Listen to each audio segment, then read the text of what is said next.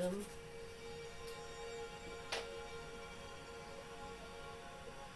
I think I might have accidentally forgot to turn on the multi-stream today. So I guess this is a Twitch only stream. I did not intend to do that, but it is what it is, I guess.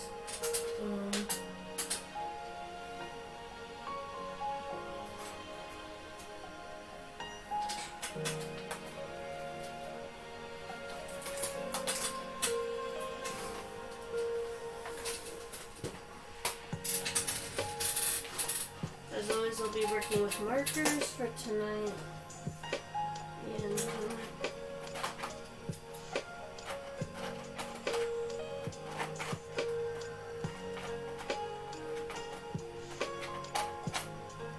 thank you all to anybody who was patient during my break. Due to my condition, I might have to take several breaks in between streams from now on due to muscle joint pain. At least until I can find a solution to cure it. Or there's not really a cure, I just kind of have to deal with it. But I'm gonna decide to look at the positives and figure out a way to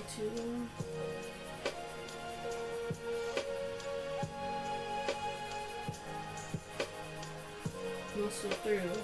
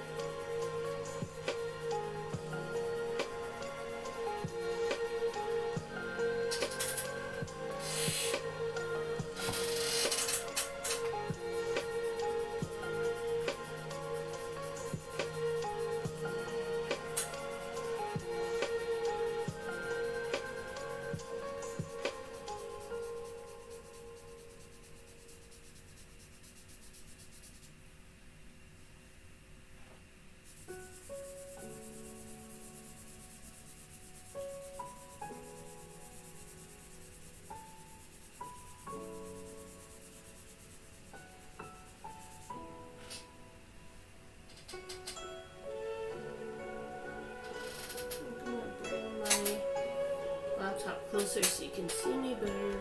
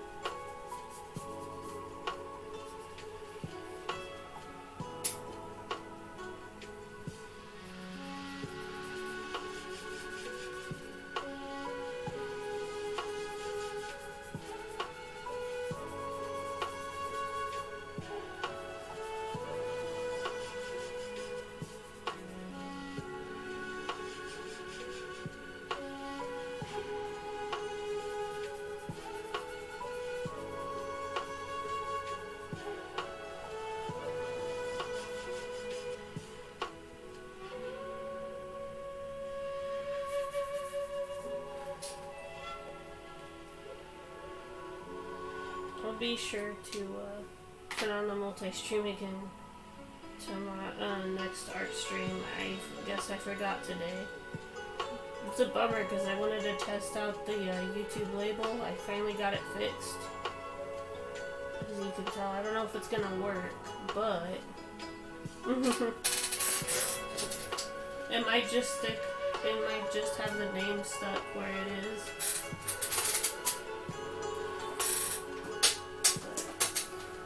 There will be a gaming stream on Thursday and Saturday this week.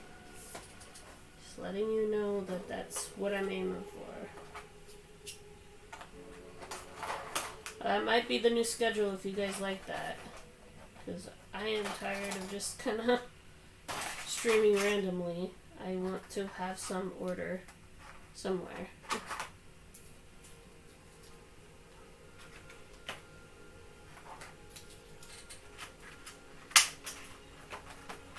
Hopefully I can do a deck art prompt or some Halloween art this stream, but I can just go with whatever feels good too.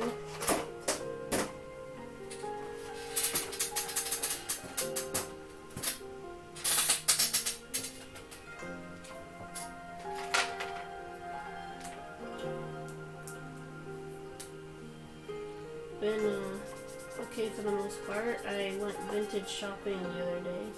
I'd never been downtown where I live despite living here for almost 3 years. So I got to explore. It's a pretty good chai latte actually. I think it was like a Irish chai latte. It had some spice to it, but it wasn't uncomfortable. It was kind of froofy. Frothy.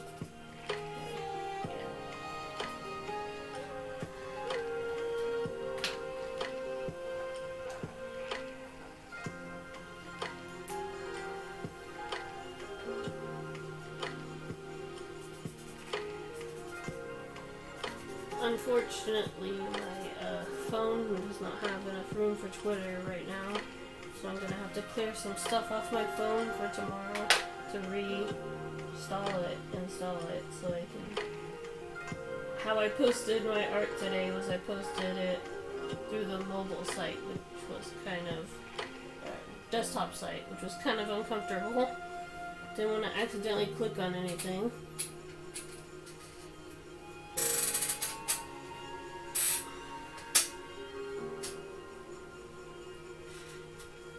Wanted to start off small today, so thank you to those who commented and liked the artwork for my return. Didn't really leave, just sort of took a break. I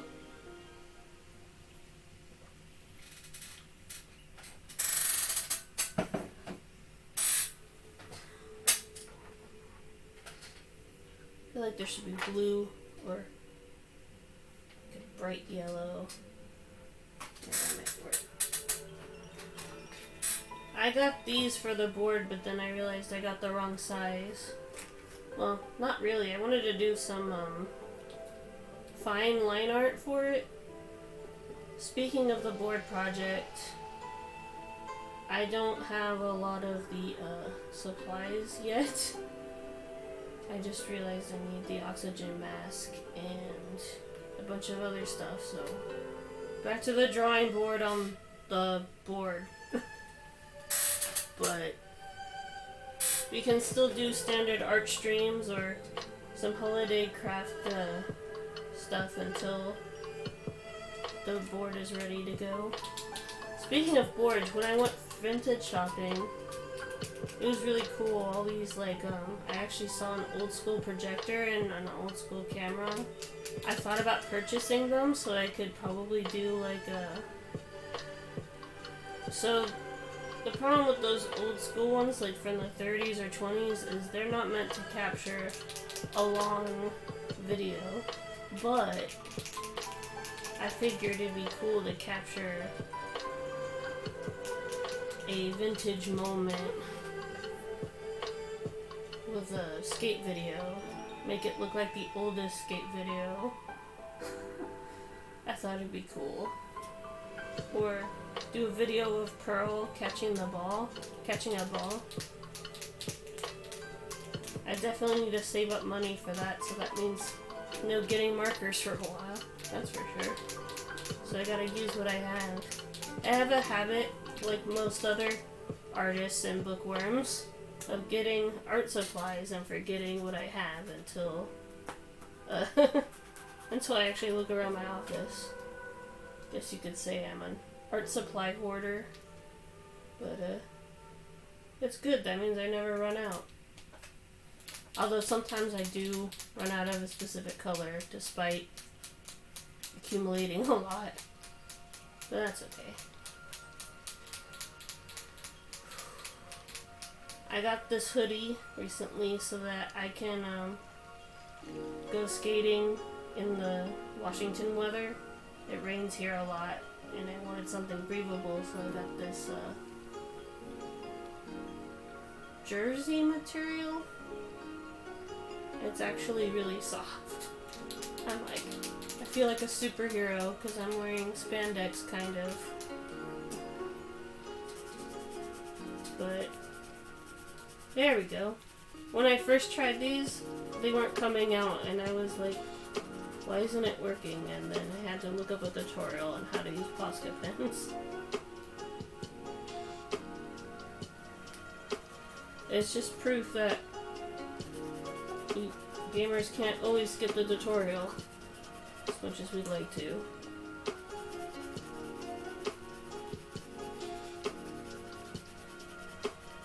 I played a little bit of Rocket League. Sometimes I play a game before my art stream just to warm up my hands.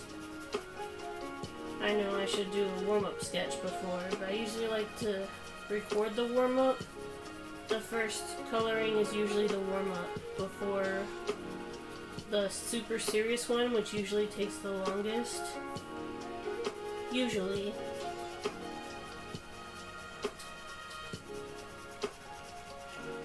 Obviously that kind of depends on me. What I want the longer one to be. And maybe do purple again. I'm just going crazy with this. I'm in a kind of street art / psychedelic mood lately. Kind of going back to my roots in a way. I used to be quite the graffiti artist back in the day. My art style changes a lot depending on my mood. Sometimes I'm in an anime mood.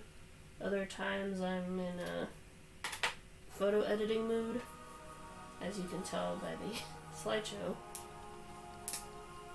But I don't know, I feel like if I do the same thing over and over again, it can get kind of boring. At least for me. For the artists that specialize in the specific thing, there's nothing wrong with that. Not that there's anything wrong with that. And for the recent Connor portrait, for some reason, I made it kind of like a 70s psychedelic thing. I know people are probably gonna think it's like a pride thing, which I guess in a way it kind of is too. But at the same time, it's kind of invoking how weird 70s / 60s art was. I think Doctor Strange. What Steve Ditko did with Doctor Strange. Just like a blast of colors and weird layouts. I just wanted to do something unique for Star Map. The prompt Star Map, and I was like, well, I could just draw a black sky and white dots, but that's not as fun.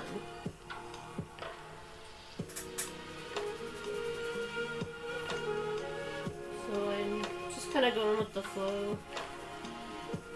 Usually I let my audience kind of participate in picking the colors, but since I don't feel like sending the tweet today, I've been getting a little discouraged with it lately, I decided to just do a low-key stream for tonight. Plus it's like 3 a.m. my time, so if people are on my time, they might get annoyed if I send a tweet now.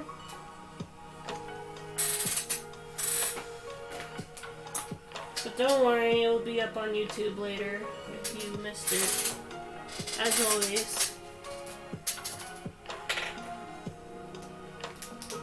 And depending on how well this stream goes, I might actually post it to, what's that?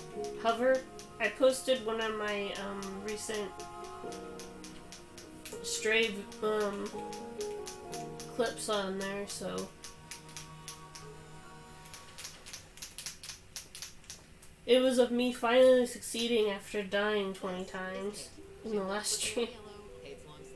Oh, dang it.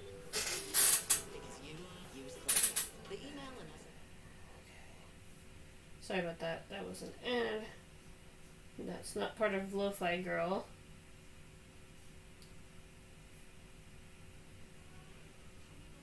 Okay. I kind of don't... There we go.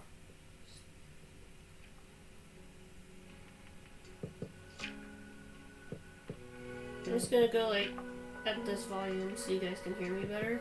Maybe. Let me know if it gets too loud. What I have is I have an aux cable and I have a radio, and so I'm feeding the music into my jukebox radio because I'm old school like that. Well, if it has an aux cable, it's not that old school. I almost did want to buy one of those old radios when I was at the vintage store. When you are as obsessed with old stuff like I am, you'll want to buy everything in those kind of stores. I bet you guys are asking, did you see any vintage gaming stuff? Well, yes and no. It was more like old lamps and stuff, but I did see this pretty cool pool ball clock. It had like pool cues in a clock, and that's how it told the time with like little arrows, and I thought that'd be cool to have. It doesn't really match the theme of my room. The theme of my room is beach theme. Why beach? Because I grew up in California, and I used to go to this little village called Capitola Village. It's a place I went to as a little girl. One of my ancestors helped build the Seven Sister Homes that's across from the beach. So if you ever go in Capitola, Santa Cruz, the one directly in the middle is...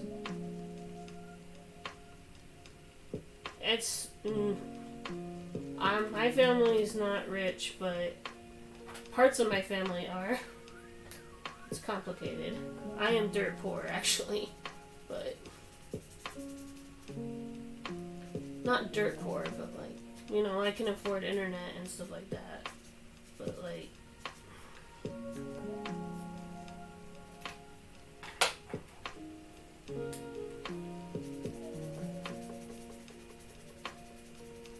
you know what I mean.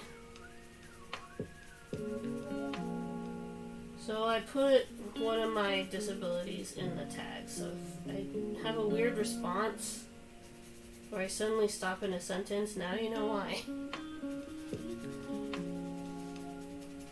I also have autism and stuff too, but I have too many disorders to list on the Twitch tags, so I'm just gonna have to pick one.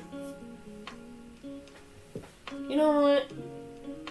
Oh, that's kind of cool. I mean, from an angle it looks weird, but basically the sun looks like this. It has like pinkish purple in the middle, and then parts of it is red and green, which I guess I should just blend it better a bit, I guess.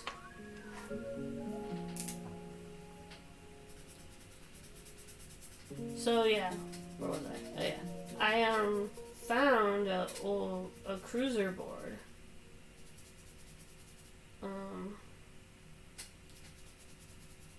It was from Sector 9. I was looking them up on YouTube today, watching a bunch of their videos. And I even tested it out in my local bus stop late at night. Because sometimes that's the only time my folks can take me to the park is late at night. So, I tested it out, and It was pretty fun. I was an inline skater, and then I kind of had a ripstick for a little bit, so I guess I've always kind of been a cruiser. But I've also been getting into freestyle skating, where I spin around a bunch. It's more about exercise and getting time outside than it is about learning tricks, but if I happen to learn tricks, they'll probably be by accident. Just like if I beat a level in an open world game, it's usually by accident because I get lost a lot. But make no mistake, I always find my way, and I'm a decent gamer when the game decides to be my friend and not hate me. Though I might try to make an epic return on my retro game streams. I used to do Centipede and stuff, and pinball. You know, like digital pinball, that is. Although I did think about taking a camera to a pinball museum and like actually recording real life pinball. Because even though playing stuff like Sorcerer's Lair and I don't know, Star Trek, it isn't the same as playing with a real table. Oh, believe me, they got the feeling pretty close. But it's not quite there yet.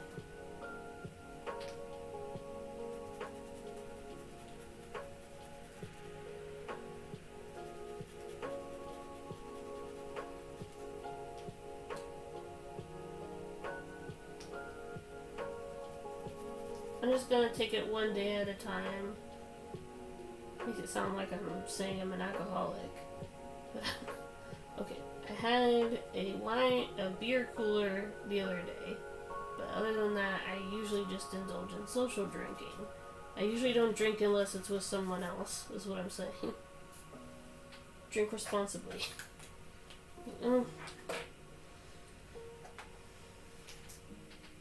And I usually cut myself off after like 5 or 6 drinks. I've never gone blackout drunk before, just really tipsy.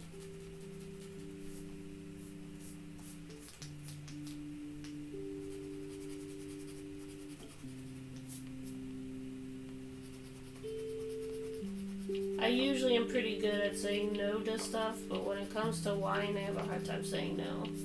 I remember I used to visit my sister at the bus with the train. I would get on at 8 o'clock, and by the time I reached her house, it was 3 a.m. because I used to go on a 7 to 8 hour train ride just to see her. But now she lives close by me, so I don't have to do that anymore, but I kind of miss it.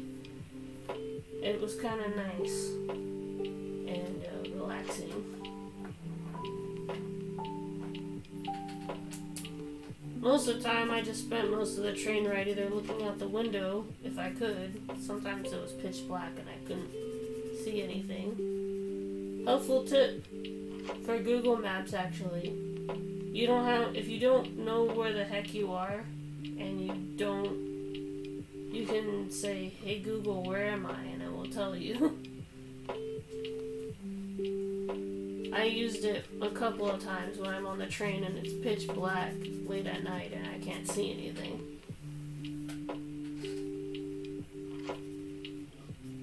That way I don't accidentally get off the train early.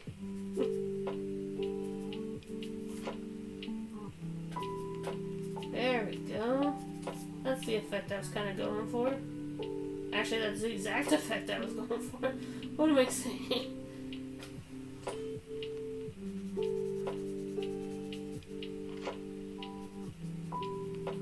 So I might do another wreath, but I don't know if I have enough flowers or clips. I might have to go back to the Dollar Tree and get more. Maybe I can finally get some different clips, like skeletons or bones or something. I don't know, I just want to mix it up a bit. And in case you haven't seen it, I did do a Halloween Reef. I know I used to write the descriptions of what is in the stream. Like I used to list Halloween Reef, comma, this piece, comma. I should do that again. Lately I've just been posting chill art stream, and that really doesn't tell you anything about what's in the video.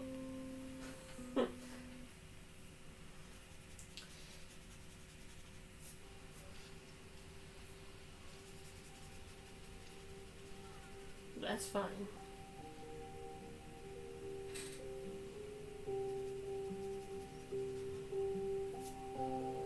Just gonna take my time and try to be as chill as possible. Obviously you can tell that the break did wonders for my mood. I'm not breaking down or getting frustrated. And the camera's actually cooperating this time. The only reason why I would clip the art stream, the last art stream, is so that I can enter it into the stream fail challenge on Hover. Apparently you can get cash prizes for that kind of stuff.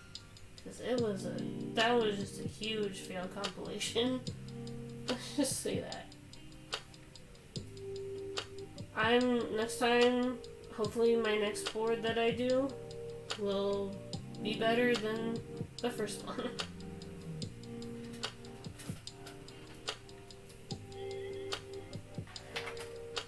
Don't worry guys, I haven't quit gaming. I know I've been doing a lot of art lately, but that's because I'm an art student first and foremost. Gaming's more of a hobby that I partake in quite a lot. But I hope to be a VFX artist or a concept artist at some point in my life. Although, given how VFX artists are being treated these days, to be fair, I kind of already work about most of my day. Most of my day is drawing 5 to 15 drawings a day. And then if I have time, I will take the dogs out. I also mod for Thunder.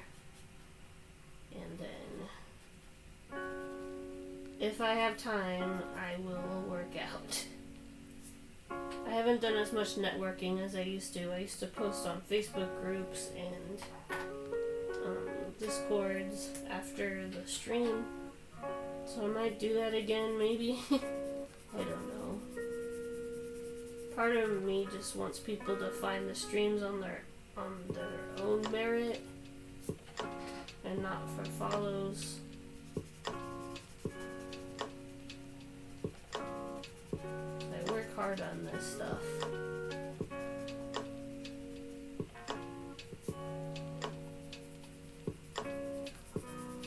Plus, I might be going to school again soon, so I might not have time to network again. But I'm gonna try to trim down my workload. Last quarter, I was at school from 10 to 10, and that was way too long. There's a sports bar by my school. I have like I had a 2 to 3 hour lunch break in between that. So I would go to the sports bar, order a personal pizza and a Mountain Dew. Was that good for my health? Probably not. Sometimes I'd order a mac and cheese, bacon mac and cheese with a salad.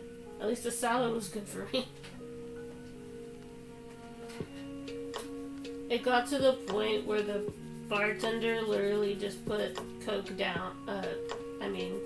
Mountain Dew down on my table. She's like, Mountain Dew, right? Although ironically I was feeling kind of sad that day, so I kind of wanted a glass of wine. I know. Don't drink your emotions. I only do it occasionally when I'm feeling really down, and usually all it takes is a drink. One drink to make me feel a little bit better. I don't like drown my sorrows or anything. You know what I want to do?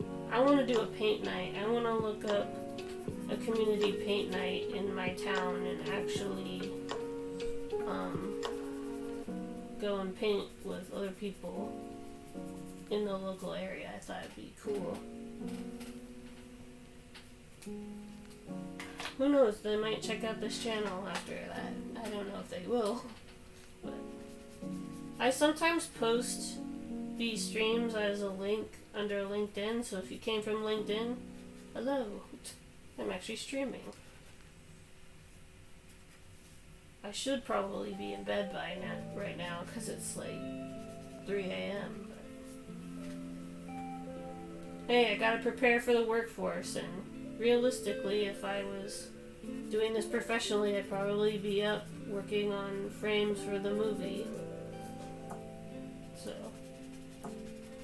I'm preparing.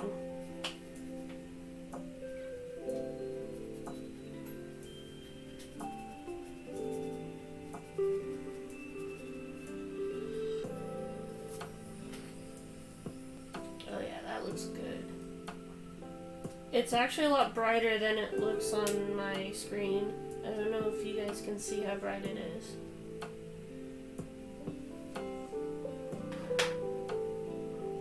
I don't know, sometimes the colors that I see on my monitor are different than what I see when I watch this back on TE.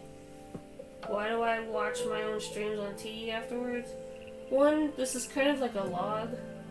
So, kind of like a football coach after watching a football game, just sort of going, okay, I shouldn't have said that, or why do I always look up when I'm talking to my audience? Why can't I just look at the camera? You know? Like that. I think the water should be orange. Since we're operating on graphic art graffiti logic, I like the off-color type look. Off-color is where you draw things in a different color than what they're based on in reality. So like a blue cat or a pink giraffe. Why do we do this? I don't know, sometimes drawing things in a different color than what is in reality makes it more interesting. My god, there's so many gorgeous murals where I live. I kinda just wanna take a picture near all of them. But some of them are in kind of weird locations, and I don't want to get kicked out for taking a picture.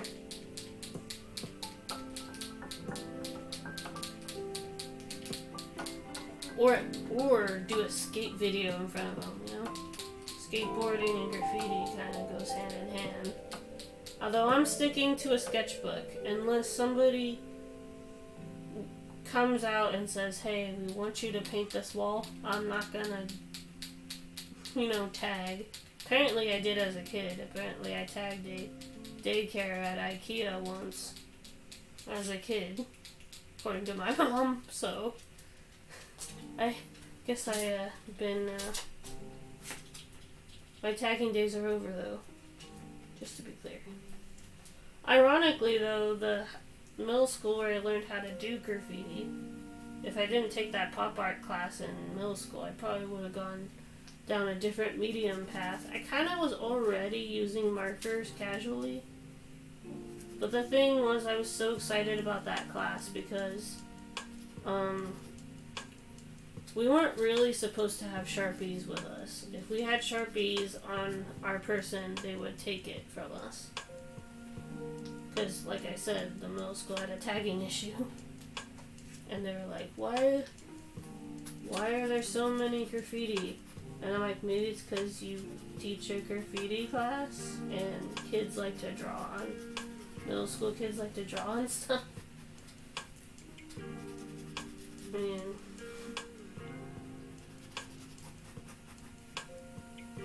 It just seems like a huge meme to me.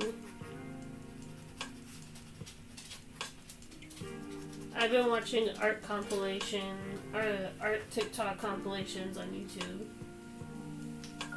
If you want to be technical, I actually did make a TikTok, although I haven't posted anything yet. So, I want to get like a GoPro or something so that I can film myself drawing without going like this. Because that's what's gonna happen. I guess I could take clips from this and then do like a... Since I took that digital music class, I guess I could just do remixes of my streams. Like how they do fan music for Jacksepticeye and Markiplier by remixing them. My personal favorites are All the Way and Space is So Cool and Doodly Doo, but let me know what your favorites are if you want to. Obviously, Day by Dave and what's his name? Indigo? Yeah, I think his name's Indigo. Those are pretty popular YouTube remixers.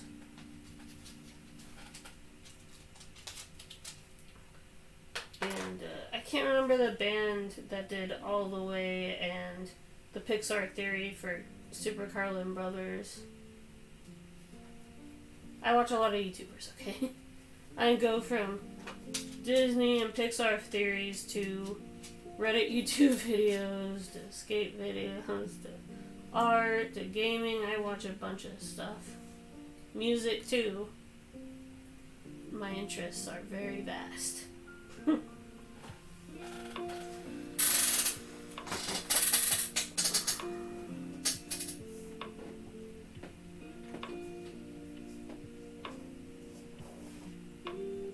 My communication skills are definitely a little bit better on Discord and Facebook than they are on Twitter. I don't know, to me, I'm just an art/game account, so...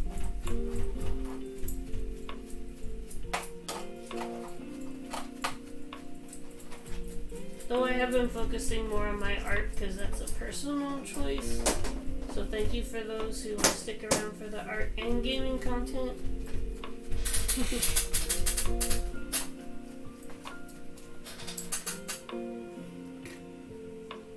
Also, I tried to decorate with spider webs for the first time, and it's a lot harder than it looks. So this is my jar full of shells, pocket full of shells. I know that that's not what that means. That lyric of that song is not what it means. I'm only doing this as a reference to my sister. When she was a little kid, she used to think that that phrase meant seashells, which is kind of funny. If you're watching this, Kristen, I'm sorry.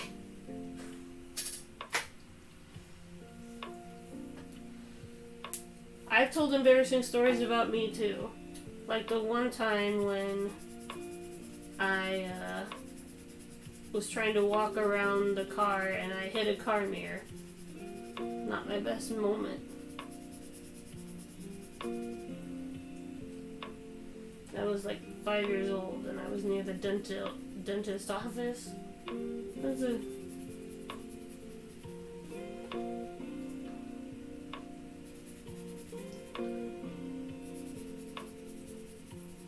I might go over it with pink or bright green, maybe. And then as for the metallics, I noticed a huge drop between me not using metallics as much and my art interactions going down. Well, besides me taking breaks because of my muscle aches. So,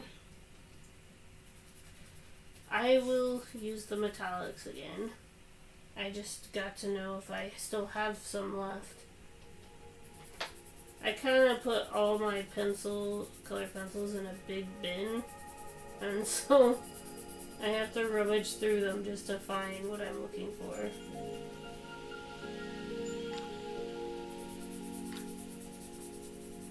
You wanna say hi, Pearl? Hey, Pearl, you wanna say hi? This is my mascot. Her name is Pearl. Say hi. I got the name of her. I named her after a verse in a Shinedown song called I'll Follow You. Shinedown is sort of a heavy rock band. Some people call them metal. I consider them metal, but the purists probably will disagree with me. They also do power ballads, and I'll Follow You is one of them.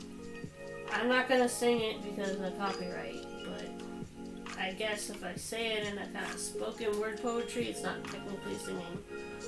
It's like you can have the angel, you have the angels, and you can have the money in the world, the angels and the pearls. You can trademark the color blue. And the main reason why I called her Pearl, other than her big, floofy white head, is her blue eye. That was one of my favorite songs at the time, and it still is. Because it's about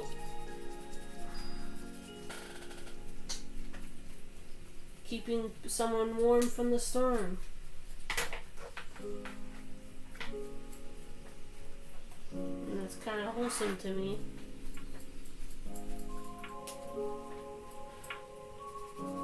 Also, even if you're not a huge fan of their music, you gotta admit that Brent Smith has a freaking voice, man. I don't know what he's singing from. I'm guessing it's his diaphragm, but sometimes I think I see the literal veins from his neck, like, pulsing when he's singing. Obviously, I've been studying him a little bit to see if I can pick up anything from his voice, and it's kind of worked. Since copyright laws tend to be a bit more loose on TikTok, I might bring back my song covers there. I used to do a cappella covers on my YouTube channel. Please don't look them up. They're really embarrassing. Some of them have really bad mic quality. I stopped for two reasons. One, everything in a song gets copyrighted, not just the beat, the melody, but the words too. And apparently someone recorded me once for saying I sounded too much like Shawn Mendes because I did a Stitches cover. And I'm like, I guess I did a really good job then. I did a few Shinedown covers and a few Breaking Benjamin covers as well. I think my Breaking Benjamin cover of Home was actually pretty good. Home is like where they reference Wizard of Oz.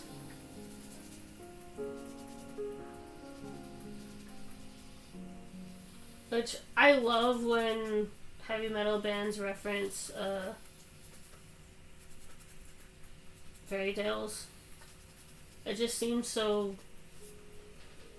like it would be a weird choice to have, but oftentimes those songs are the best ones, like freaking Enter Sandman referencing Snow White.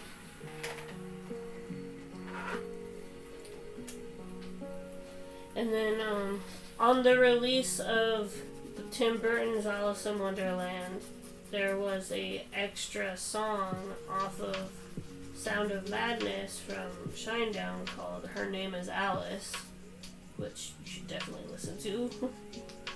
And apparently, for being such a big Shinedown fan, I totally did not know that they did a song for the first Avengers movie called I Feel Alive or something like that.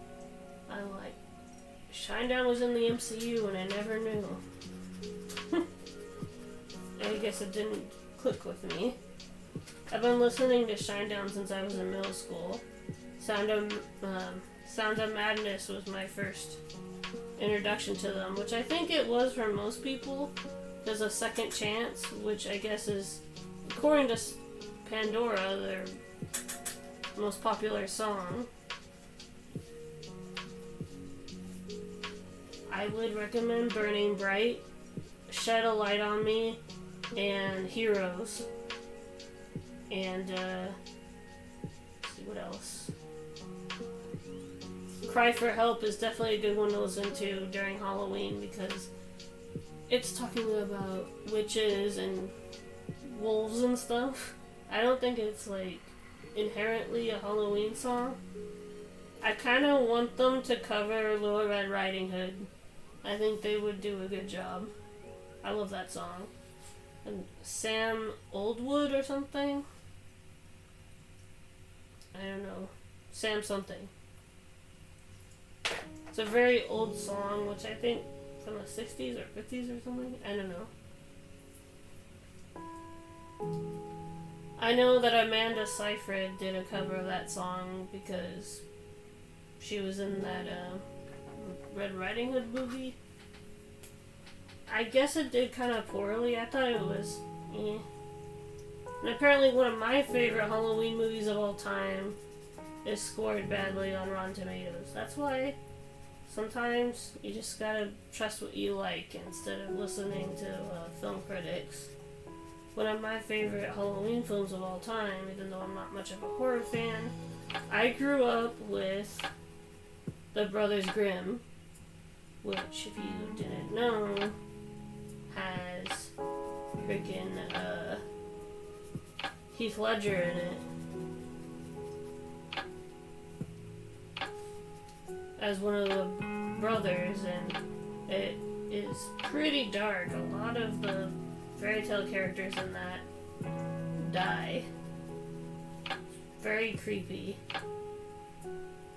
And yes, I am a 27-year-old that still unironically watches Goosebumps because I love campy stuff sometimes. Sometimes people take themselves too seriously around Halloween.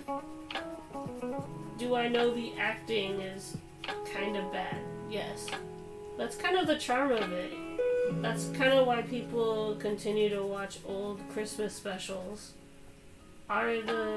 Is the acting in the claymations good by acting standards today? Probably not. But I don't know, they're so iconic that people watch them anyway. I cannot tell you how many times I've woken up from a nap on the couch to see Rudolph the Red-Nosed Reindeer playing every single second of that day. You know what I mean?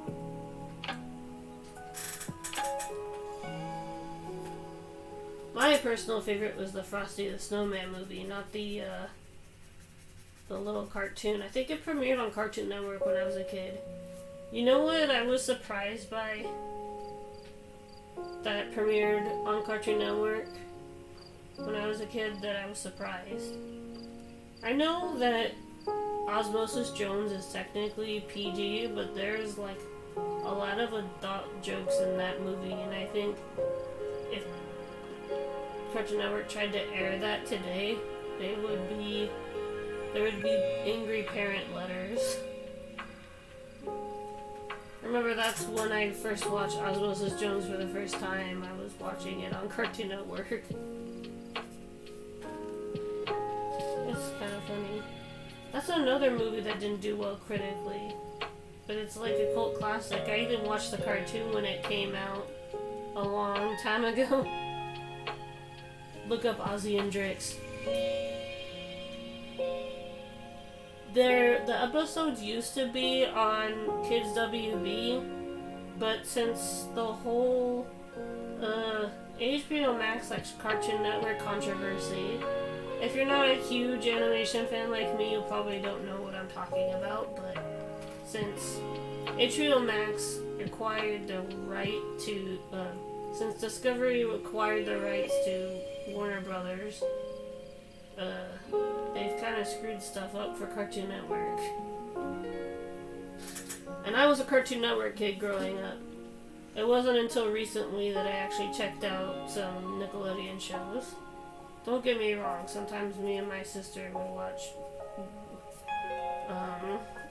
Jimmy Neutron back in the day, but we were more, and Kim Possible and stuff like that, but we were more Cartoon Network kids. Toonami and all that stuff. That's kind of why I'm not too picky when it comes to dub over sub when it comes to anime. I know some people, I will say this though, I tried to watch the dub version of Demon Slayer on Netflix, and I'm just like... Mostly because I wanted to hear Brian, Kinderhook, or something like that. Mostly because I'm a fan of Blue Exorcist and Miraculous Ladybug and stuff. Because he plays the English voice of Inosuke. But, yeah. In Miraculous Ladybug, he plays Cat Noir, so... At least the English version. And he's played a lot more characters than I realized. I'm like... It's kind of weird when you realize that you grew up with a certain voice actor or voice actress and not know it. For example, Tom Kenny, Ice King, SpongeBob, and Raimundo from Shaolin Showdown. And that's just three of his roles. He's actually been in like every animated show you can think of, probably. Phil Lamar, Samurai Jack, Virgil Hawkins from Static Shock. Do I even have to say it? Actually, Phil Lamar also did the voice for... I mentioned Osmosis Jones earlier. Phil Lamar was the one that did Ozzy's voice in Ozzy and Drix as well. And there were some moments here or there where I could tell it wasn't Chris Rock, but for the most part, I'm like, that's pretty damn good.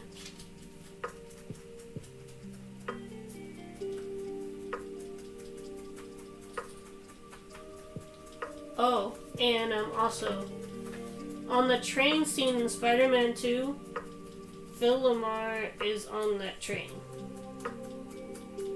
Which I just realized recently.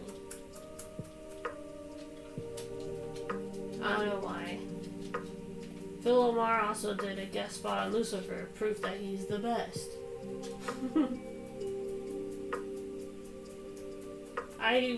Speaking of Lucifer, I was looking at a gossip column.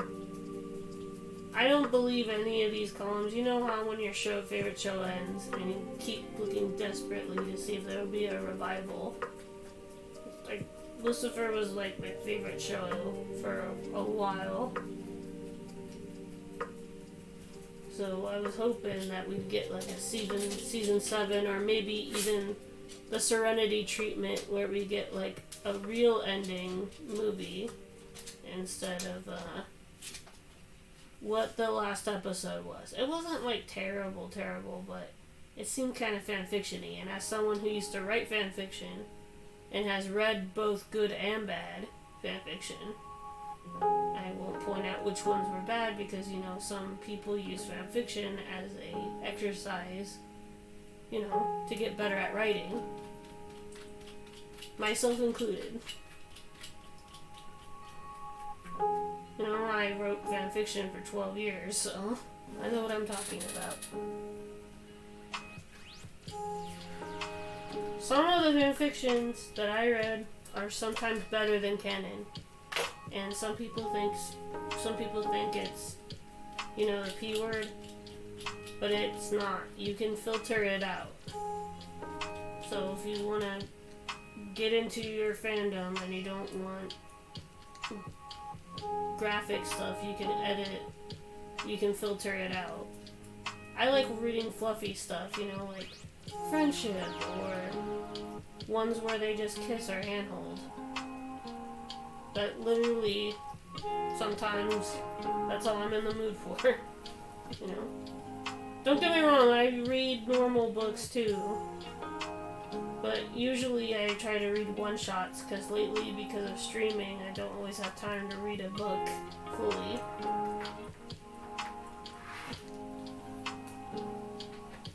Also, it supports a local creator, you know.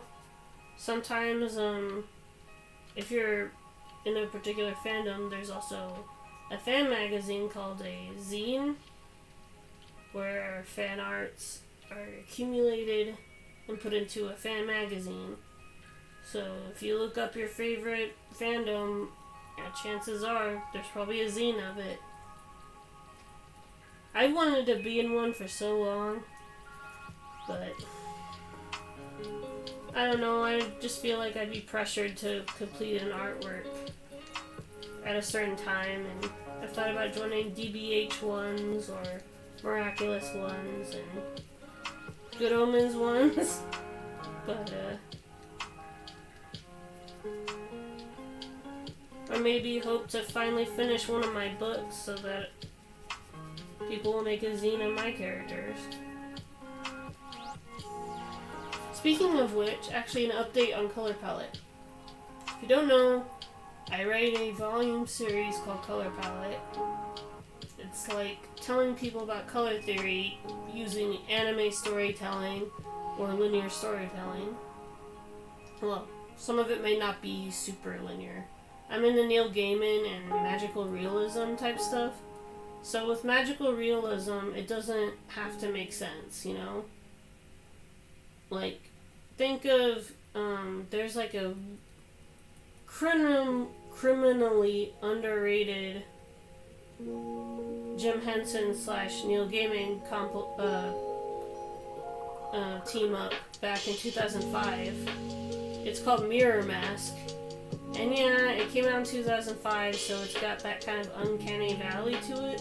But I think that because it's sort of a magical, realistic horror movie, I think that they use that uncanny valleyness to its advantage. Like, it's got this unsettling feeling to it. It is kind of a slow-moving movie, I will say, but it's got some really cool visuals. And it's a good movie to add to your Halloween playlist if you're a fan of Neil Gaiman, which I am.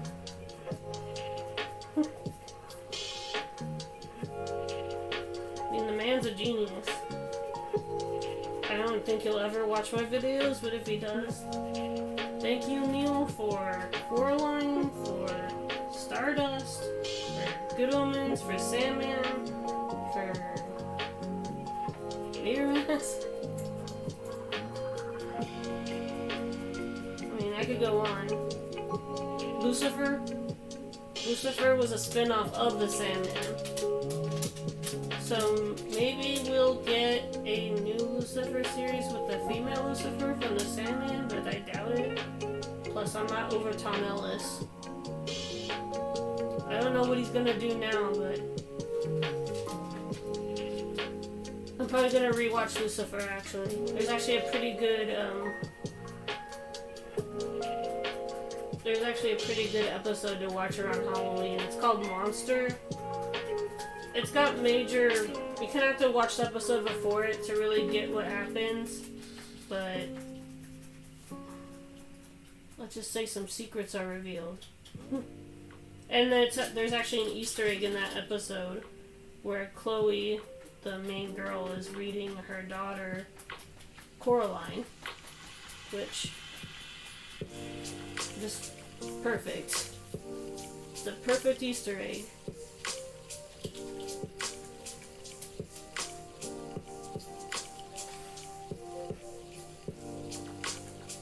And I think that the one of the best, can't remember. I need to look it up again, but I'm pretty sure that the Weeping Angel episode, Blink or whatever, I'm pretty sure that was written by Neil Gaiman. I don't know, I gotta look it up again. That's an episode of Doctor Who. That's the one where he says timey-wimey stuff.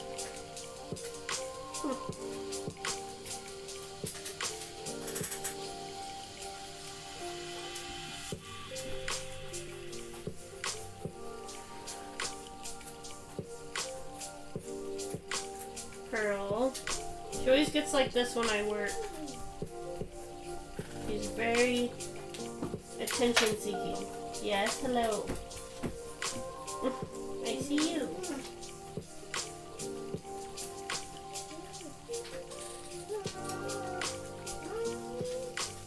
No crying fine. Go lay down. It's okay. It's okay. Oh my goodness. Looks like Pearl's telling me I need to take a break for a minute. Hi. Hello, Dirty Beard. How you doing?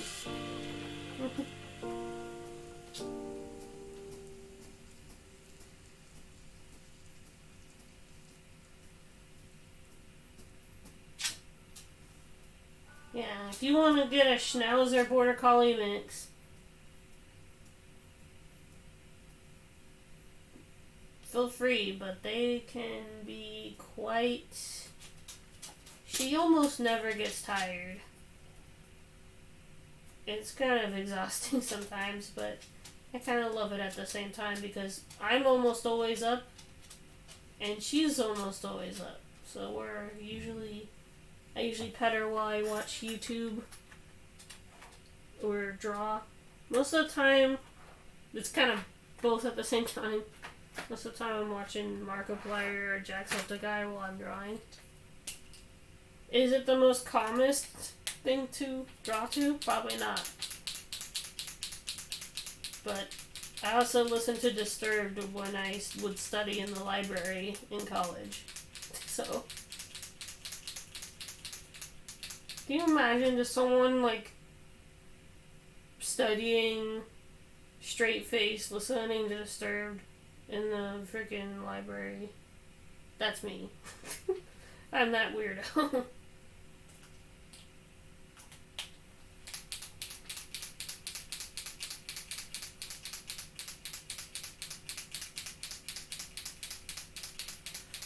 I'm that meme, that anime meme where, what is it? I think, I mostly see it in anime forums, but I think people use it for any kind of music that they like, where it's like a clip art of some people on the bus or train, and they're like, I wonder what they're listening to. They're probably listening to something classical, and it's like Disturbed and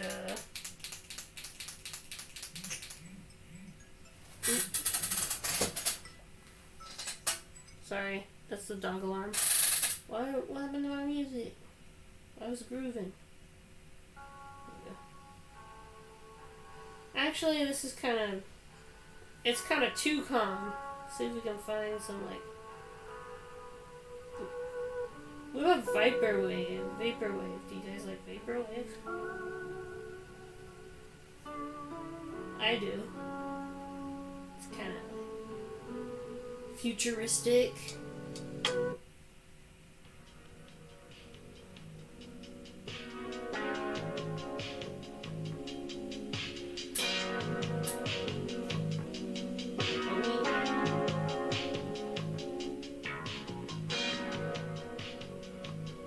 This makes you think of cruising late at night, at least it does for me. Or a roller rink. Because they usually play chill stuff like this in a roller rink.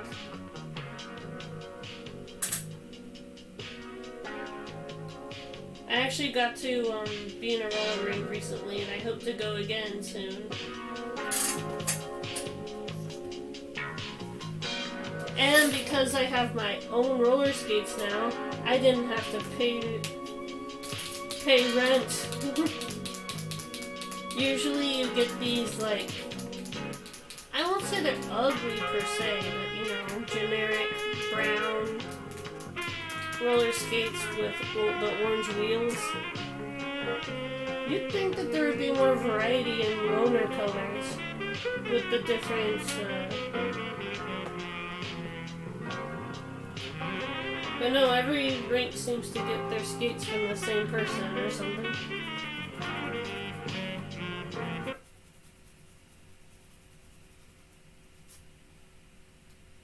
Now what?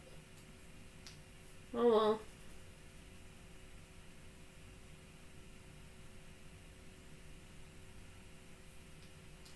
I'm gonna go over and change it or fix it in just a second. I just gotta concentrate on the water.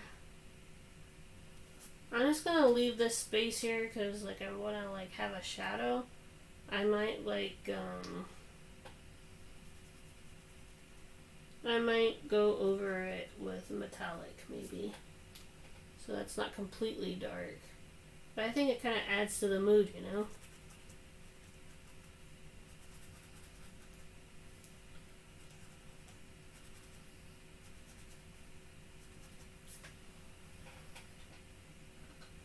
I usually I don't cringe per se, but I usually go, really, this looks like you're vouching for attention, but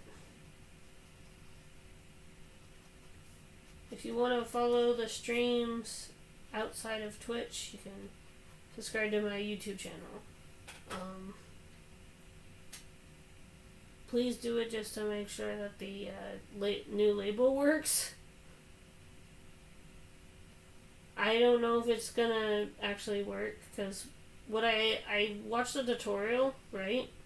And it said, sign out of Twitch, sign in into YouTube, and then sign back into Twitch. And so I had to fix the label. Hopefully it will update. And it's not just stuck on one name. I had that happen to me before. Back when I used to use Player.me as the source for the labels. And Player.me shut down, which I'm kind of bummed about because sometimes it would link with my YouTube and I would be able to get impressions that way as well. But it is what it is. Some things just don't last.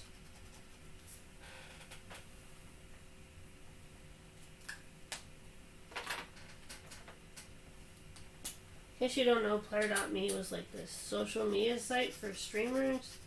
You can also stream there too, and you could join clubs and stuff. And you can edit and create your own overlays using some templates. So it was kind of like Stream Elements, I guess. Kinda.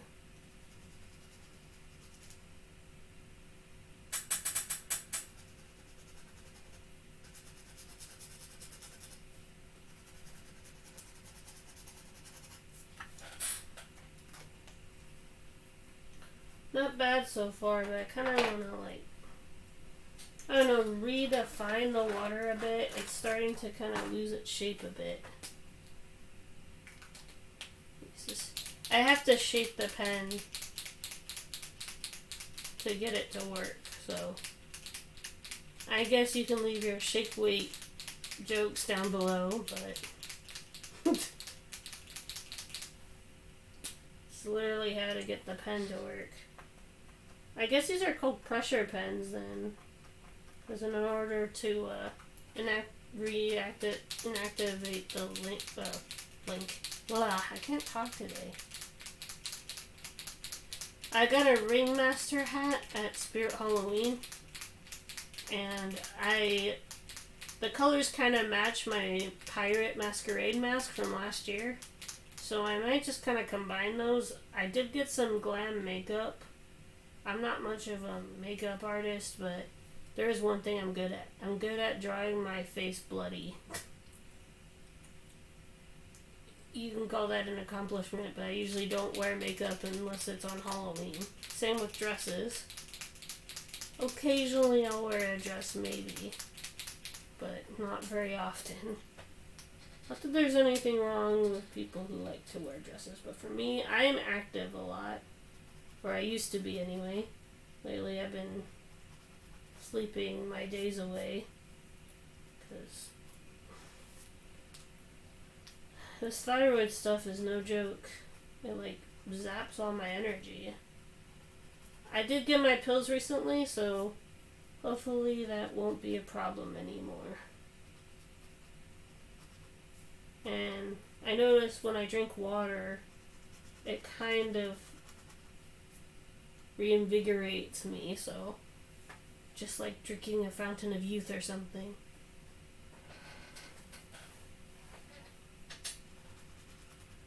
We had soda in the house again for a while, and I fell back into my old habits. I am a sugar addict, that's for sure. But I've had 5 oranges and 4 apples in the last 48 hours alone, so I'm learning.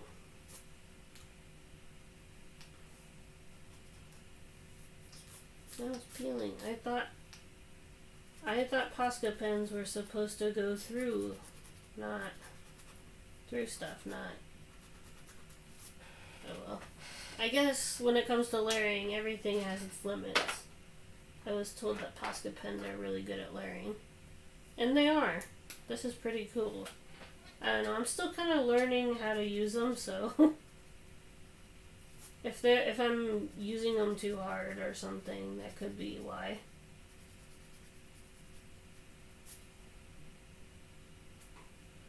But yeah, things have been okay for the most part. Most of the time when I go offline, it's just to give myself time to draw the pieces. I might delete Twitter temporarily so that I can focus more on being in the moment with the artwork and not about checking every 2 seconds. I do check my Instagram, but my social anxiety towards that app is less bad, I would say.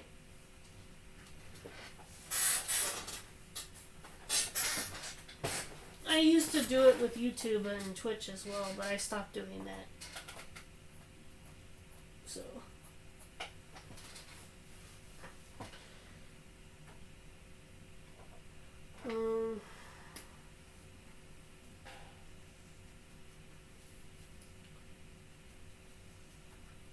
I am gonna be around in the server more, mostly because, I don't know, I might stream every 3 weeks or 2 weeks instead of every week from now on, because I don't know if my body can handle weekly anymore, but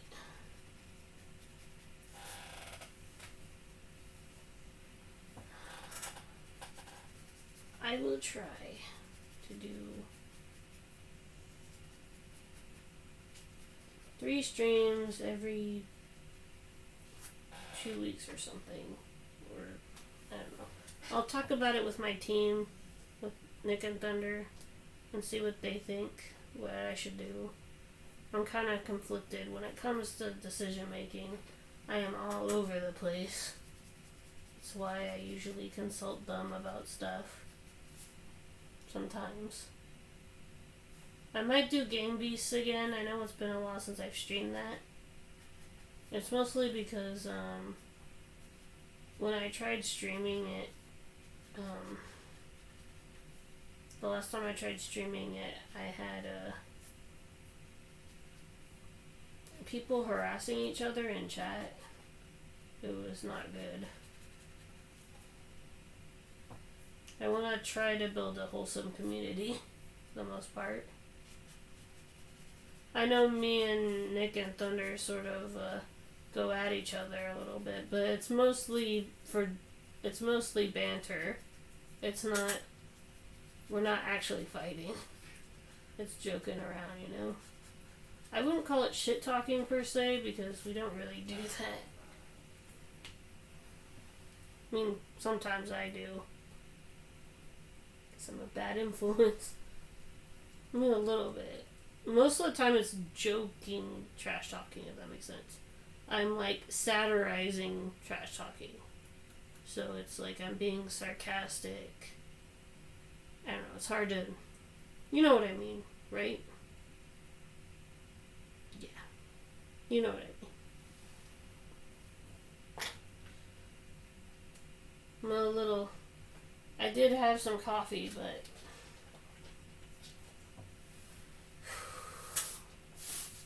If I do art streams and game streams often again, it would probably just be one day of art or one day of gaming, or I'm gonna try to do the usual 2 like I used to this week and see how it goes.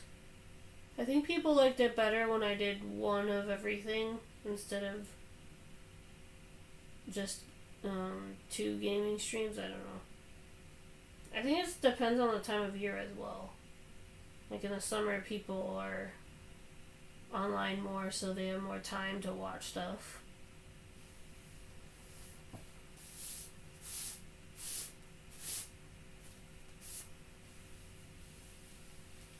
Thank you to those who have followed me on social medias in the last few hours. Means a lot.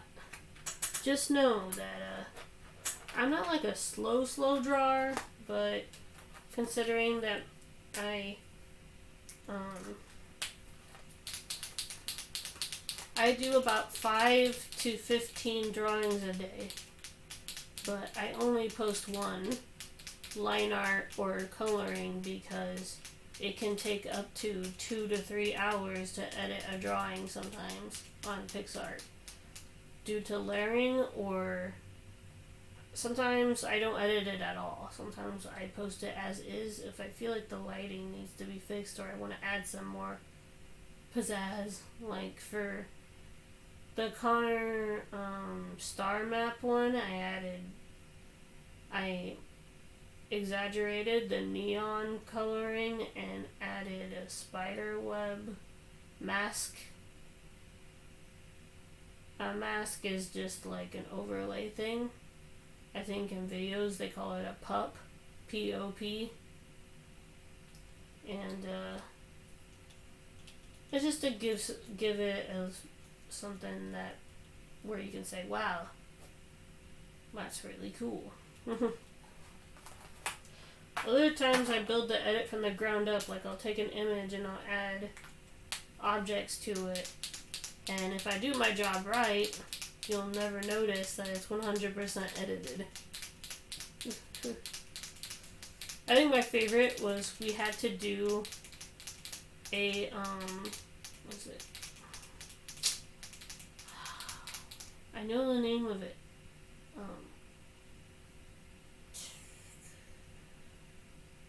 Not rotoscoping. That's when you take live action with animation. Compositing? Yeah, that might be it. We had to composite ourselves into a background. And I used a picture of me holding a margarita, a glass of margarita, with a picture of a sunset I took with a camera. You could never tell at all if it was edited.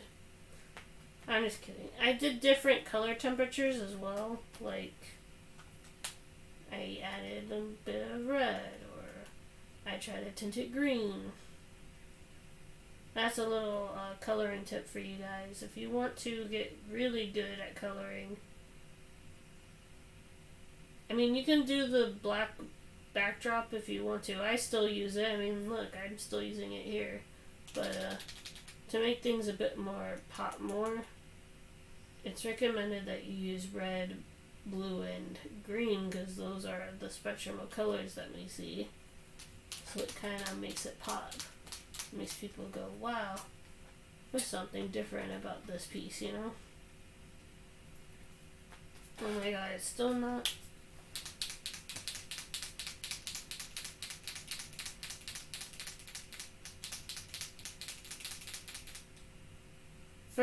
To make things stand out in the PixArt edits, I mostly use blur and a glitch effect, but I usually lower the glitch effect unless I want to down to the point where it's barely noticeable, unless I'm trying to go for a glitchy art type look. I also might cut out the image and stack it on top of each other 3 times and expand it. That makes it look like it belongs there in a way. Those are some editing secrets as well. And you would probably ask me why I never use those skills to do thumbnails for my drawings or for my streams after I post them on YouTube. Believe me, I've thought about it, but it would just take too long, and I don't know, I'm not like lazy or anything, but I just feel like why do that when I can spend more time making some new content for you guys? Is what I'm thinking. Plus, usually the thumbnail is at a good place. Sometimes it's not. Sometimes, I think 1 or 2 weeks ago, the thumbnail was me, was like a motion blur of my arm trying to pick up the camera, which did not do the video justice, let me tell you that much. Because I did I was doing a glow-in-the-dark skull and the wreath. So if you go on my YouTube and see the one with the arm, that's me doing the Halloween wreath. Also, I burned my finger with hot glue, so you don't want to miss that.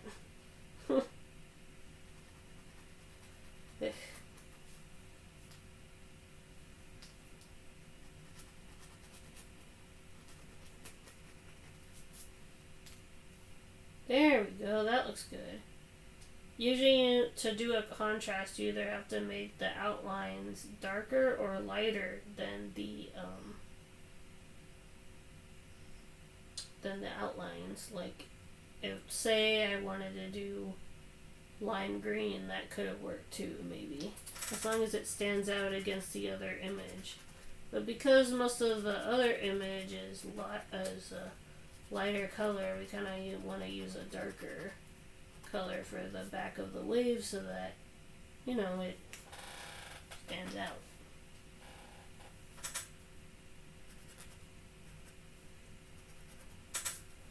Most of this I learned by myself, but I do have a few color theory books, mostly for research for color palettes, so that when I do art jokes about color theory,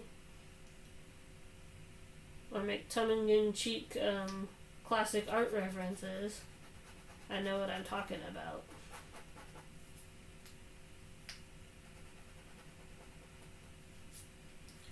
For one of my art classes, I remember we had to do a corridor, and then in that corridor we had to show a door leading to an image, and my teacher wanted us to do classic artworks. And at first I thought about doing The Starry Night, since I'm such a big Van Gogh fan. He's one of my inspirations for my work, besides Salvador Dali and MC Usher, the guy who did the Impossible Staircase. Obviously, growing up around California, I also was inspired by the many, many people that have left their graffiti all over the city over the years. I think people are starting to realize how beautiful it is. I mean, I kind of credit Into the Spider-Verse a little bit. Whoever did the graffiti for Miles obviously is a genius. And even if you're not like the biggest Miss Marvel fan or whatever, just, I'm sure someone uploaded the ending credits onto YouTube. That is just a stroke of genius. And it's basically, they found a way to meld drawings with real life elements. Like, sometimes in that show, the texts people would have with each other would be part of the environment. That is not an easy thing to pull off. Let me tell you, I took a film class and a couple of film classes and overlaying that kind of stuff. It's no joke.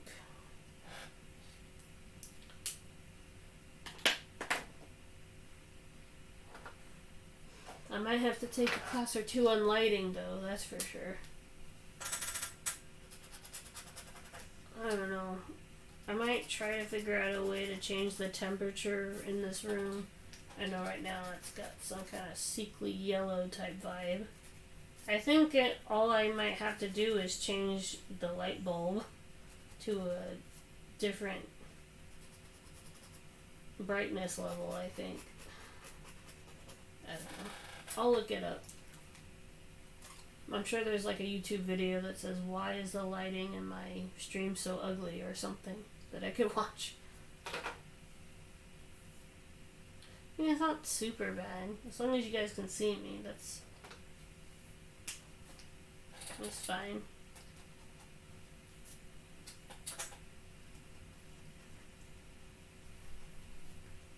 Just going over the blue a little bit.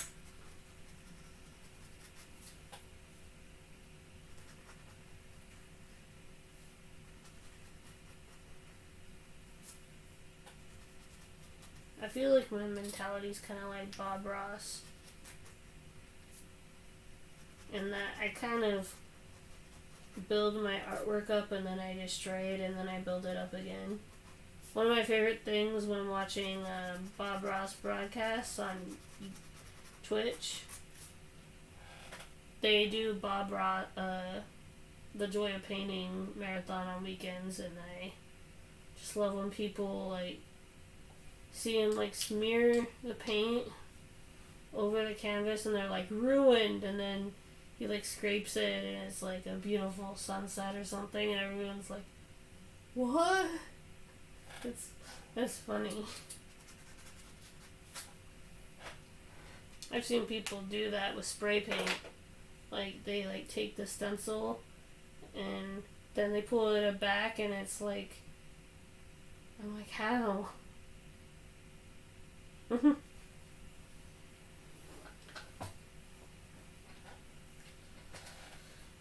Okay.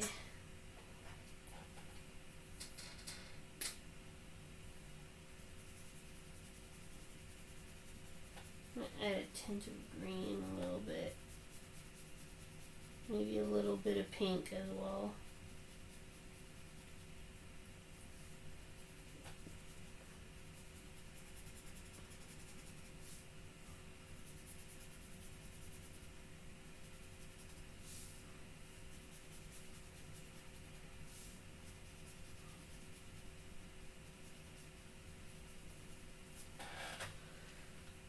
But yeah, for the most part, I've been pretty okay. I feel like I needed that sleep.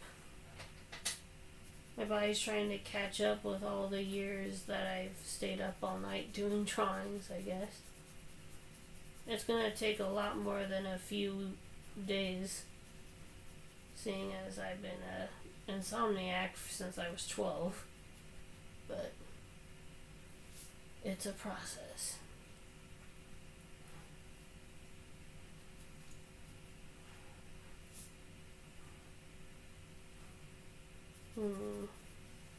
Let me do the pink. I think that purple is too dark.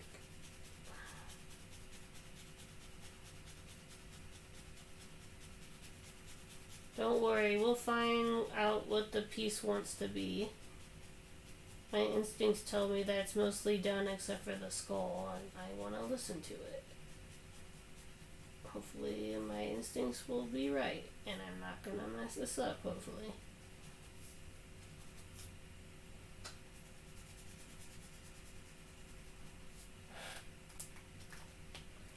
Like I said, go with the flow and see what the piece wants me to do.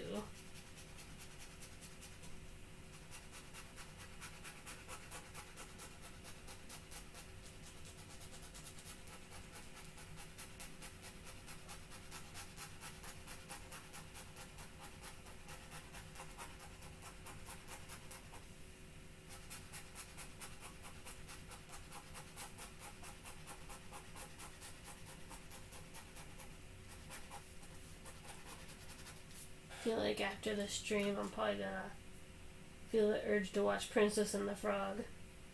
Mostly for Dr. Facilier, obviously.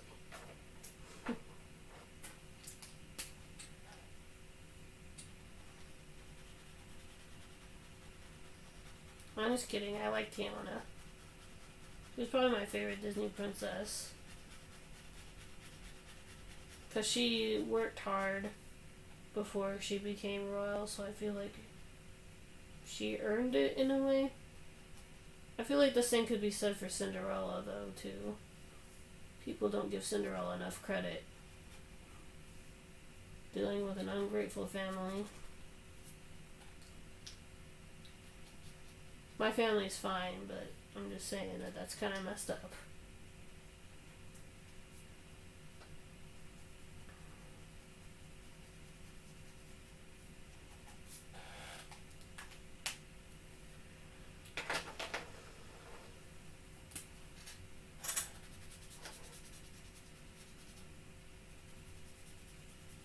I'm just gonna go with it.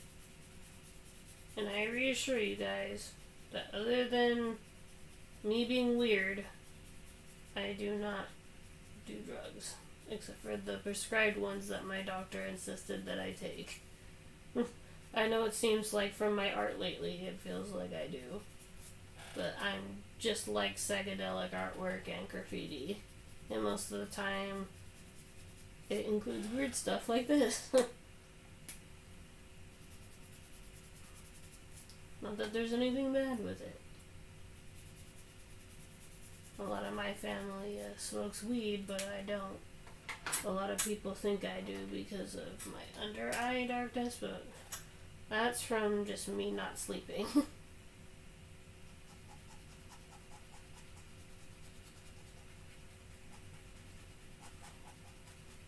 Plus, it was already kind of a natural thing since I was 5. Naturally, people have... I think the skin under people's eyes are naturally darker anyway. So... at least that's what I can remember from doing a portrait unit in class anyway. I could be wrong.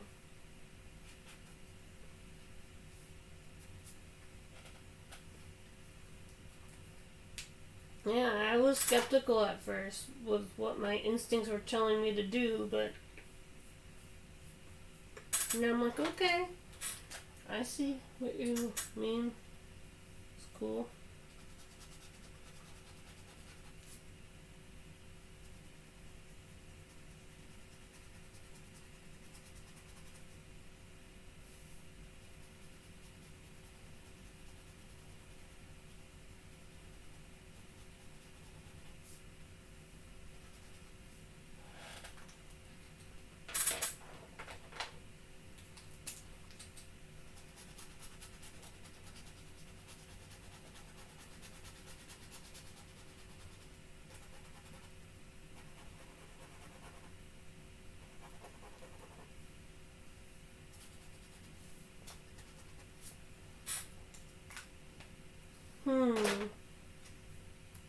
I mean, it looks pretty cool, but I kind of want it to be a little bit lighter, you know?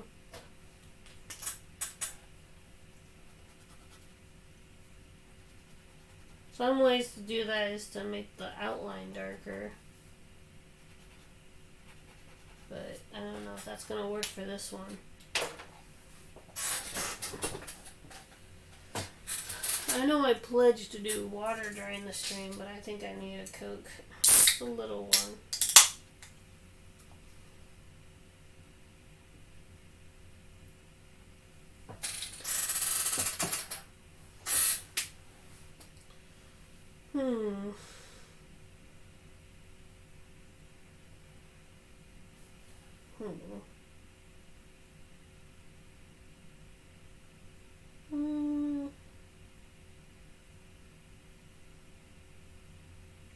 Maybe I can do orange. Maybe that will be good. Oh yeah, that was the right call. That's what I needed. I'm like, there's a missing ingredient here.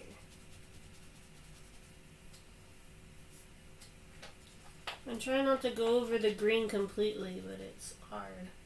Because this orange is so bright. I have to go over it again with the green a little bit.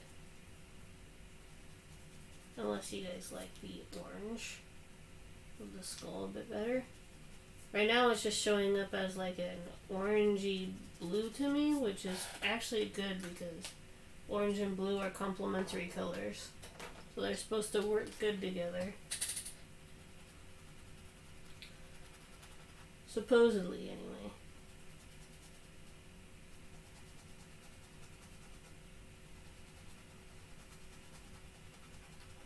I kind of wanted to film a video of me actually on the cruiser.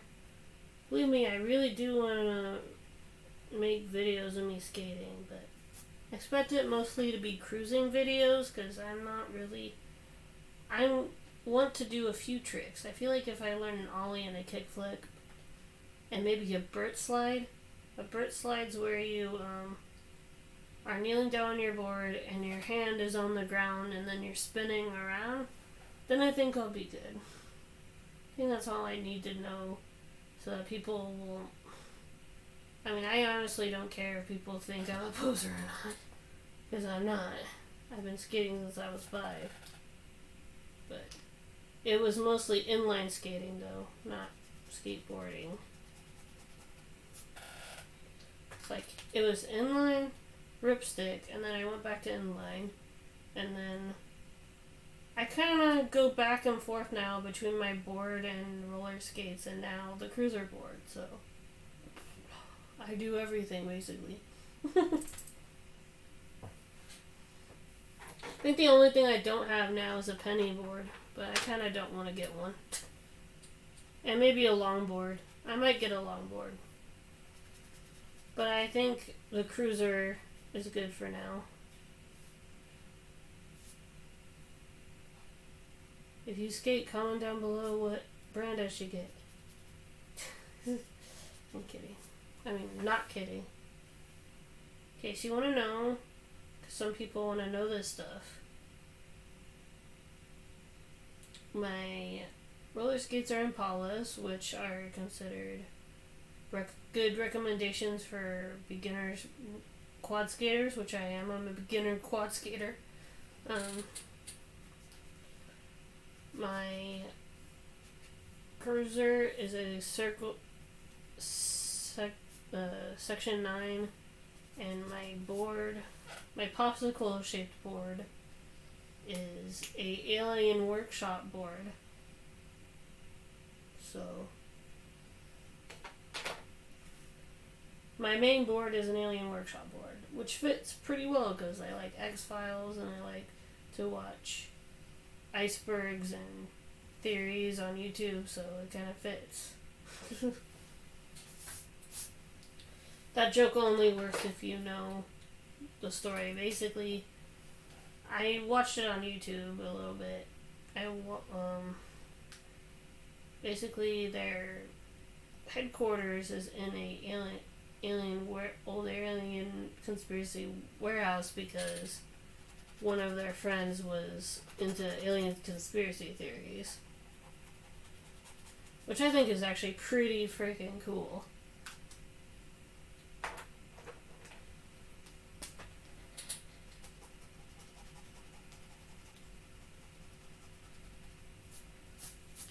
Maybe one day when I get if I get a P.O. box, you guys can send me MCU/DCAU stuff and shonen anime stuff and maybe some recommended skate gear, like recommended trucks or wheels. That would be cool. I think I need to get a job first before I can open a P.O. box, but I was thinking about getting a job at the post office itself, because that way I could just pick up my mail there, but I haven't made a decision on that yet. I don't know. For people who worked at a mailroom, is it fun? I just think it might be a little boring, but maybe it is fun.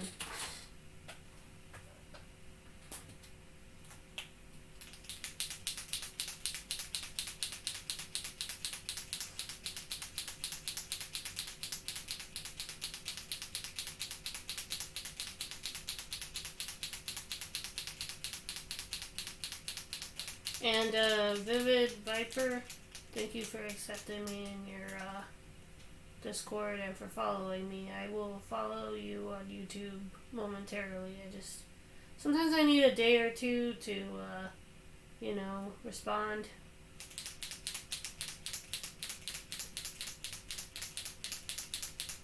But don't worry, I will respond. I responded to your friend request if you're watching. So we can play games together on PlayStation now.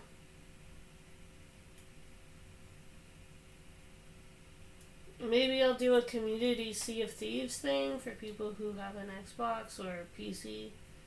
Because I want to do a Sea of Thieves stream again, but sometimes Thunder might not always be able to join us, so I thought, I don't know. I like pirates, okay? I did find an RPG on PlayStation recently. I bought it, and I might download it at some point. So what I think I might do is Stray, finish up the game, and then probably do Multiverses or Rocket League. Rocket League because Season 8 just came out, and I usually do at least one or two or three streams on Rocket League season. So that might be fun. Also, Rocket League's kind of tied to this channel, seeing as my first ever Rocket League stream on YouTube was on September 16th, 2016. And I wanted to return on the day on the first anniversary to do Rocket League, but I still wasn't feeling super great at the time. So I will do a late anniversary of 6 or 7 years of Rocket League. Maybe.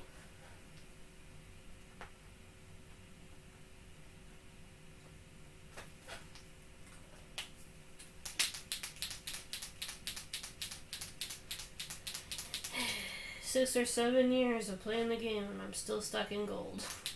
There was like one season where I got gold too. I honestly don't care about the ranks. I'm just doing it for fun, but I might get a coach maybe to at least get to GC. That would be nice. I don't know. Ooh, you guys should see my lava lamp right now. It's got kind of like an oozy look, right?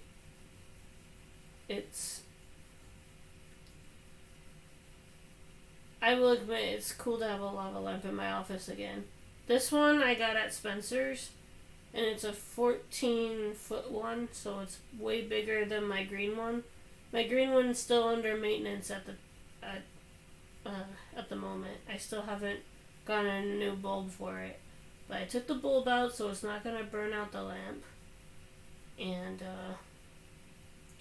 this one's purple and it's got witch alchemy symbols on it.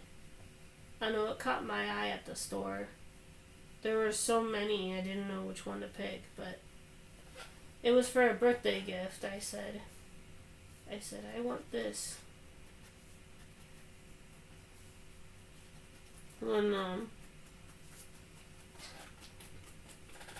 we were at the store, they let me pick which item I wanted for my birthday.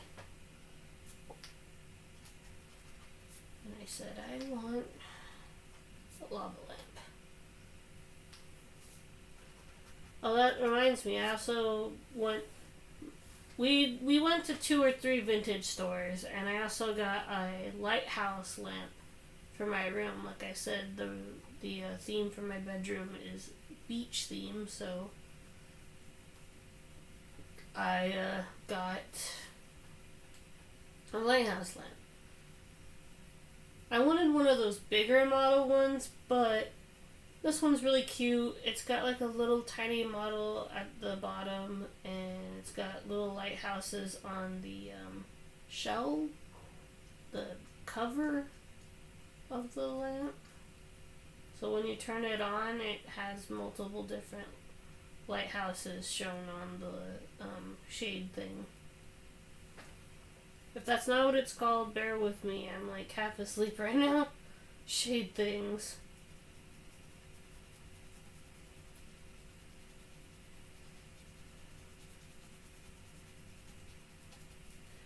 Yeah, I am loving this. I don't know if people on social media will, but at least I'm proud of this. That's what matters. I think the layering on this went really well, and I am definitely buying more Posca pens in the future. These are cool.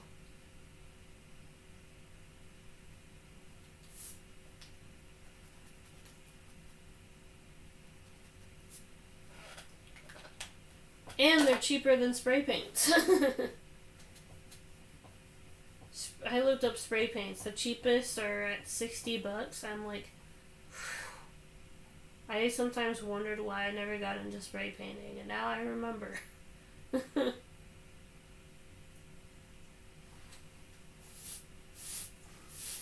there's that one. Do a little big reveal here. That's usually what I call it when the piece is done or done-ish. Sometimes I might edit it off stream. I think it's good the way it is. I might edit a little bit. But other than that, I think it's mostly to edit a frame. Sometimes I just edit a frame around it and that's it. So some of these are going to have similar themes because I was in a certain mood. Sometimes I'm in a certain mood to draw something, so... The mood was pizza, waves, and skulls for a while. We don't have to... And boba. I love boba, so I drew boba a lot. But we don't have to draw... We don't have to color those tonight. If we don't want to.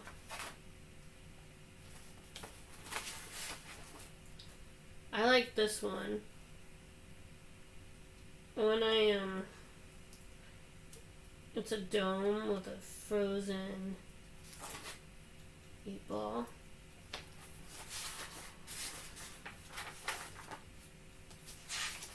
Crystal cactus. This is a rare self-portrait. I know, it doesn't really look like me, does it? That's what I used to look like before I let myself go a little bit. Just kidding. This is She-Hulk. I might draw it. I might color it next week. Because I feel like this one I'd have to like really work on the hair. Oh, jeez. My throat just caught there for a second. Anyway, as I was saying, I was really proud of this. I think I captured what's her name? Carlini or something like that pretty well. Or Tiffany something. As well as balancing the She-Hulk look. I like the show, okay? I know that's controversial to say, it shouldn't be. Because it's supposed to be a comedy show. I don't know. I grew up watching Franklin and Bash and Psych, so I'm used to absurdist Law and Order type shows. Franklin and Bash is good. You should give it a watch. If you can find it anyway. I know that sometimes networks don't save shows. But yeah, I think I really want to take time to layer the hair. I don't know what color exactly. I know in the comics her hair is more of a darker green, almost black, kind of to go with the Hulk type thing. And they seem to have that type of thing to go with the show, so...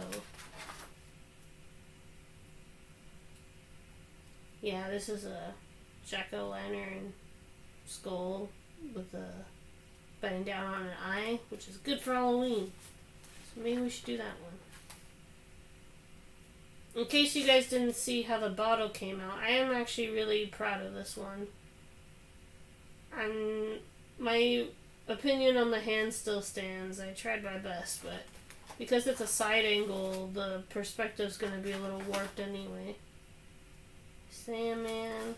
I did a few colorings off stream. So if this is your first time seeing these, then here they are. This one is the Connor one I was talking about.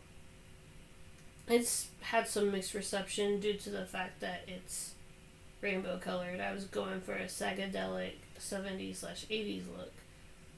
But, I guess some people... people are not going to like everything you make. I just kind of have to accept that. I like this lighthouse as well. Look how it came out. Another crystal cluster. Every now and then when I don't know what to draw, I just draw a crystal cluster.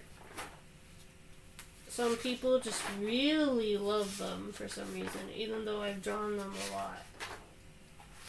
You can guarantee crystals always work good on the algorithm. People really love crystals. I think I might either do this one or this one. Here. We do Eeny, Meeny, Miny, Mo. This is the one that I wanted to use as a template for the board. So if I color this, it will give me a basis on what colors I should use for the board.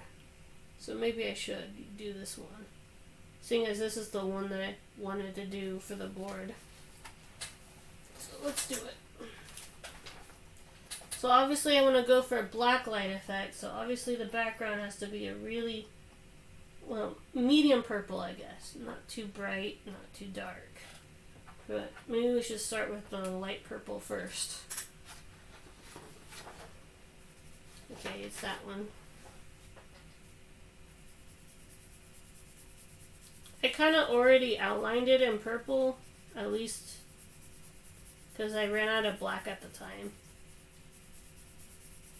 It's kind of recommended that you outline it in a different color anyway in animation. If you're going to get into animation, they recommend that you use a red or blue pen instead of black. Particularly if you're trying to convey different colors. Say you have different movements in a scene, they'll recommend that you use green or different colors to indicate the movement over the character. I remember my very first class when I got into college was storyboarding, and it helped me tremendously. So with composition and with conveying movement without ever having to move my characters at all. Action lines, they're a savior. Let's just say that.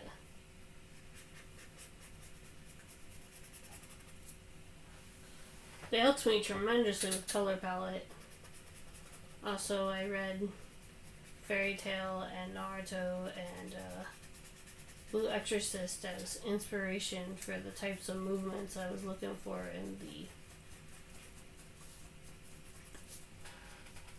in the comic. Say what you want about Fairy Tail, but Hiro Mashima, he has some beautiful compositions, like, dang.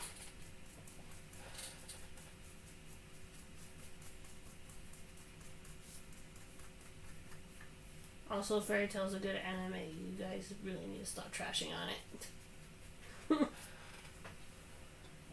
A lot. Anybody who says that it's a cop-out for the power of friendship, I'm gonna have to tell you that all shonen animes like that. DBZ, Naruto, so if the power of friendship and stuff isn't what you like, then you're not gonna like most shonen anime, which is battle manga. A lot of people used to joke around that it was that shonen meant guy, but guy protagonist, but that's not really what it means. It just means battle manga. But yeah, it is primarily targeted towards boys, but I'm just gonna lay you in on a little secret. Fairy Tail, at least when it started out, Anyway, it later became an ensemble piece once she joined the guild, but Lucy is the main character of Fairy Tail, not Natsu. It even says on the synopsis of the first volume, Lucy Heartfilia. If Natsu was the main character, it would start with him. Just spitting out facts.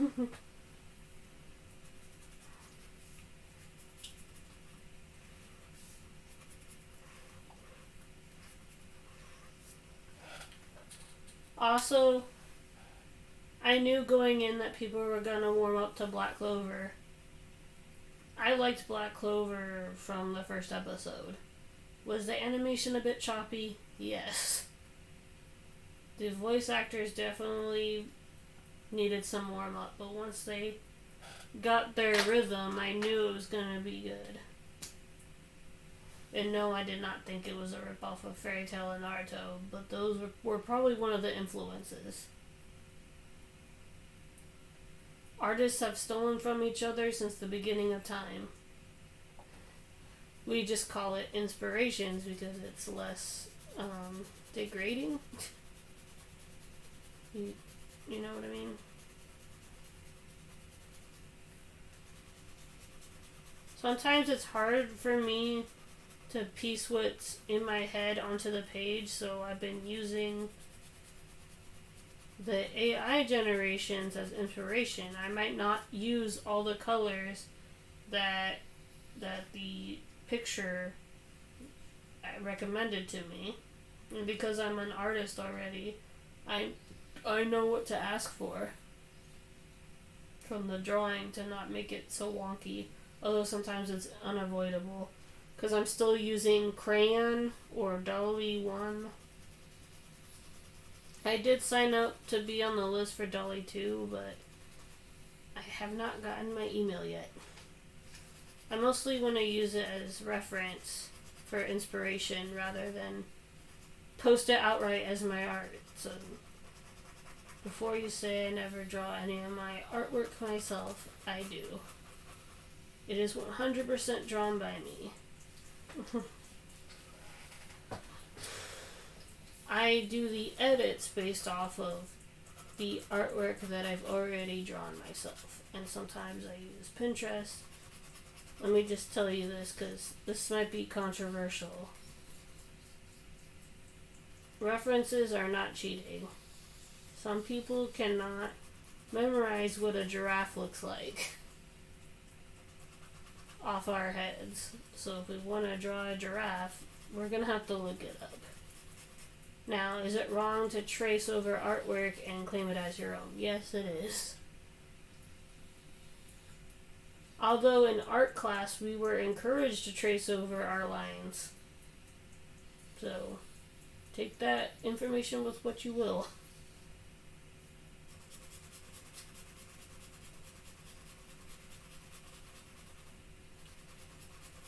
If you need to redraw something for whatever reason, tracing paper is probably the best bet. I don't use it. I'd rather draw stuff from scratch than to use tracing paper, but that's just me. Because I like to make my life harder, I guess. Although I might use tracing paper if I'm gonna resume color palette, which I might, because I did volumes 3 through 5 outline. I didn't draw out the script. Sometimes in my Stanley's How to Write Comics, he recommended to draw out the thumbnail of the comic so you can get a general idea of the composition that you want and write an actual script of lines like exterior shot, whatever. But I haven't gotten to that part yet. I'm still trying to find motivation to write again. I will write again, damn it. I just need to figure out when the spark's gonna happen. I miss writing a lot. But in order to write a manuscript, I guess I can write on stream, but I don't know if you guys really want to see that. Actually, that would be kind of fun. You guys want to write a story together? I can even let you guys decide what the characters get to say. That actually might be good. That's what's so great about live streams, is your audience can help you influence what they want the characters to say or do. Obviously, there might be some things I might not agree with you guys about, because, you know, sometimes a character that you like has to die. To be honest, though, I hardly ever kill off characters. And just like comics, they tend to come back alive anyway. So if dead characters from the MCU rise up, come back to life, then that's just comics.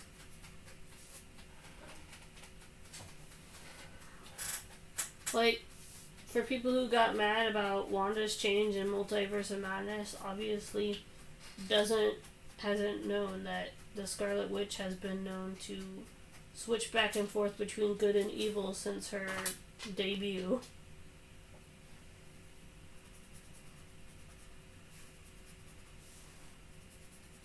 I'm pretty sure the X-Men cartoon went over House of M, but I don't think so. I don't know. It's been so long. I recently rewatched the first few episodes because they uploaded them to Disney Plus, and I'm like, nostalgia. Because when I was a little kid, there was kind of an MCU, kind of. It was more of an animated universe.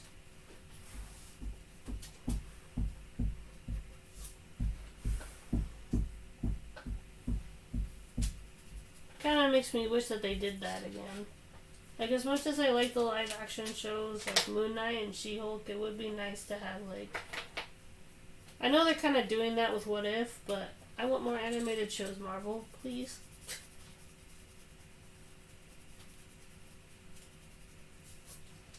I know some people will probably say no.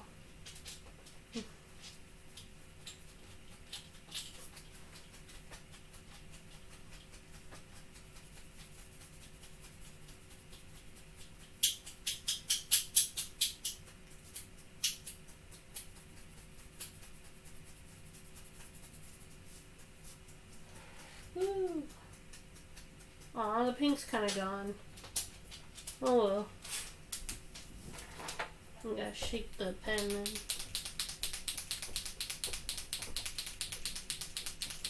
Yes, Pearl?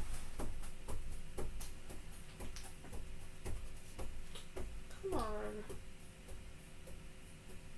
I don't think it's the Posca pens. I just think that this paper is really bad at layering. It's turning my drawing into Swiss cheese. Look at all those. I mostly just go by what's on sale. I try to guess the weight that I need, but honestly I should just look it up on YouTube. What is the best weight for marker layering, instead of torturing myself with paper that doesn't work. Good advice to live by. Pearl. I'm also gonna go with the classic red, because this is usually what people think of when they think of gumball machines, even though gumball machines can come in so many different colors. Like, I saw one at the vintage store. It was a square gumball machine, and it was blue. They also come in different shapes as well, but I personally am a bigger fan of the vintage round shape myself.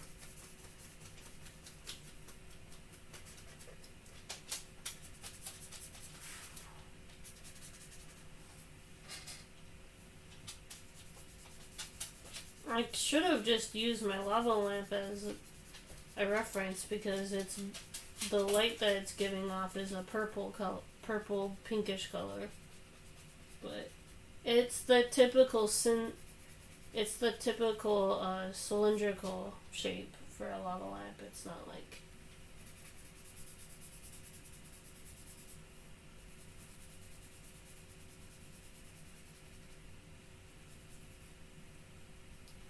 kind of want to leave some white spaces there for like some shine effect. Probably just the bottom right here, not the top. Yeah, that's good.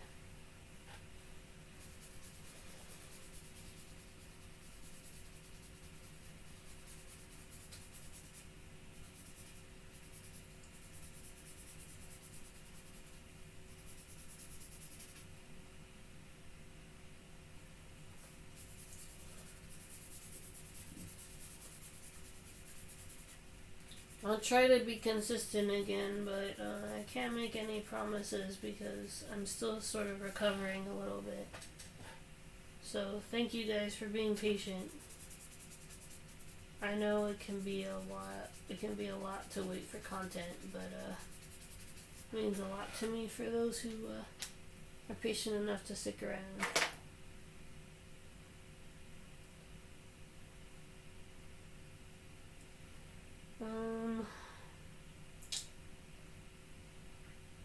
There is no Posca Gray, it looks like. I kind of need gray.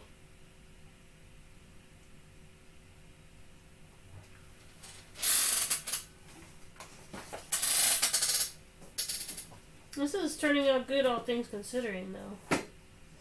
I know, the bubbles are red, but I wanted them to be a pinker color. I could probably edit it, it's no big deal. The globe colors, however, are perfect.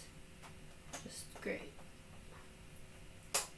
I'm not being sarcastic, I actually am pretty proud, but I'm just a little tired, so it's coming off like I'm being sarcastic. I know it's hard to tell when I'm being serious or not sometimes.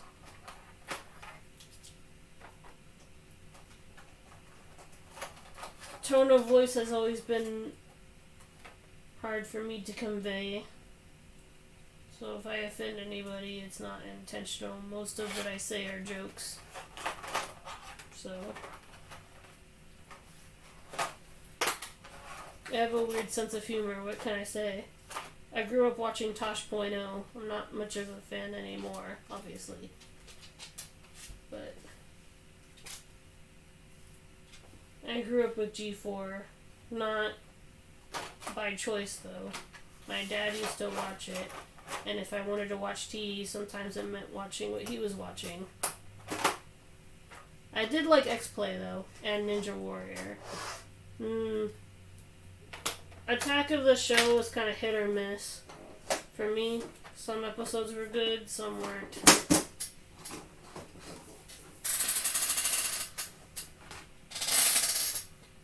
I can't remember. Was 1,000 Ways to Die Spike or G4? I think it was G4, right? Yeah. I mean, it's kind of pretty obvious that the deaths, some of the deaths might have been bullshit, but it was still fun to watch.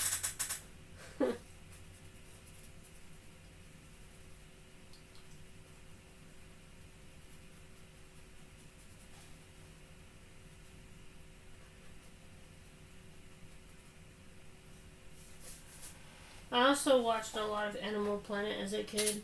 I remember my favorite was Meerkat Manor. I know it's weird. Watching a show about meerkats.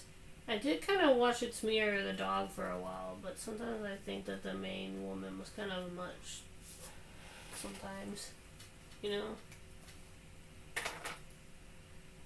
And yes, I was one of those nerdy kids that got excited whenever How It's Made or Bill Nye the Science Guy was played in class.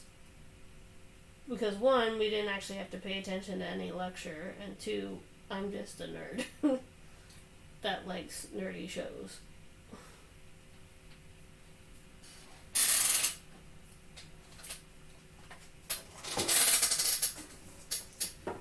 I just realized I went through the trouble of opening the marker case, but I did not get the stupid gray. So in case you guys want to know, these are double-sided Hawthorne pens, and yes, they're pretty good. I think I've had Artisan, Hawthorne, and I'm guessing that the alcohol markers that I get at Craft Warehouse are just, I don't know the brand for that. I think the brand is just graphic pens, graphic alcohol pens. It's as generic title as you can get.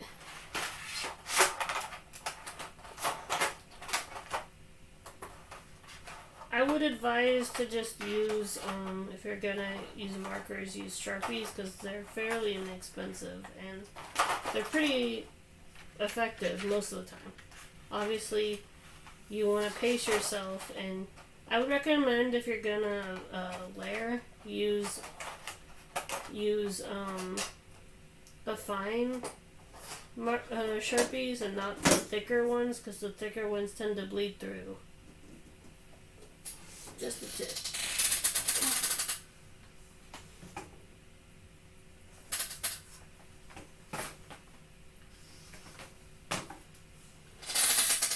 Feel free to write this down or just chill. Either way. I'm telling you things I wish I knew when I started. I had to learn most of this through trial and error.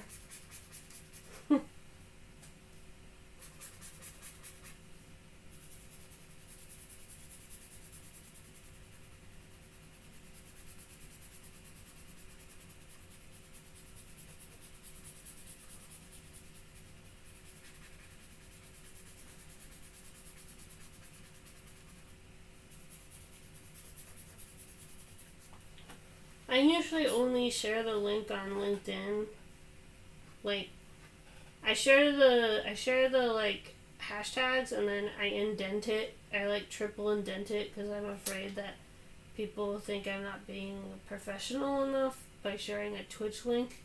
But then I remember that a lot of professional animators and artists have Twitch accounts of their own, so I shouldn't feel like that. I just feel self-conscious sometimes, you know?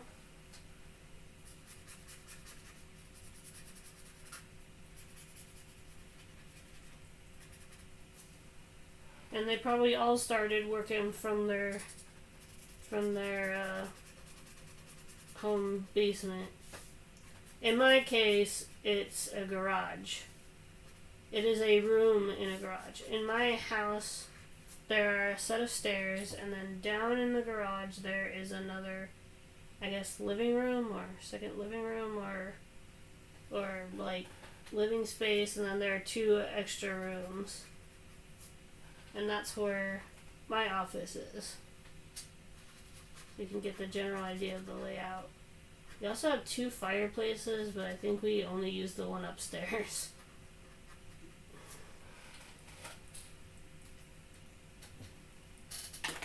Then sometimes I like to draw on the patio.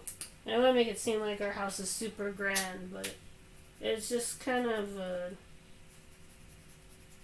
generic urban foresty house.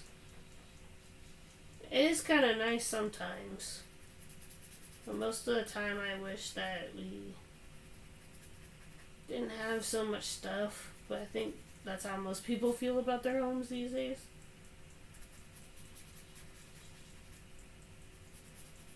So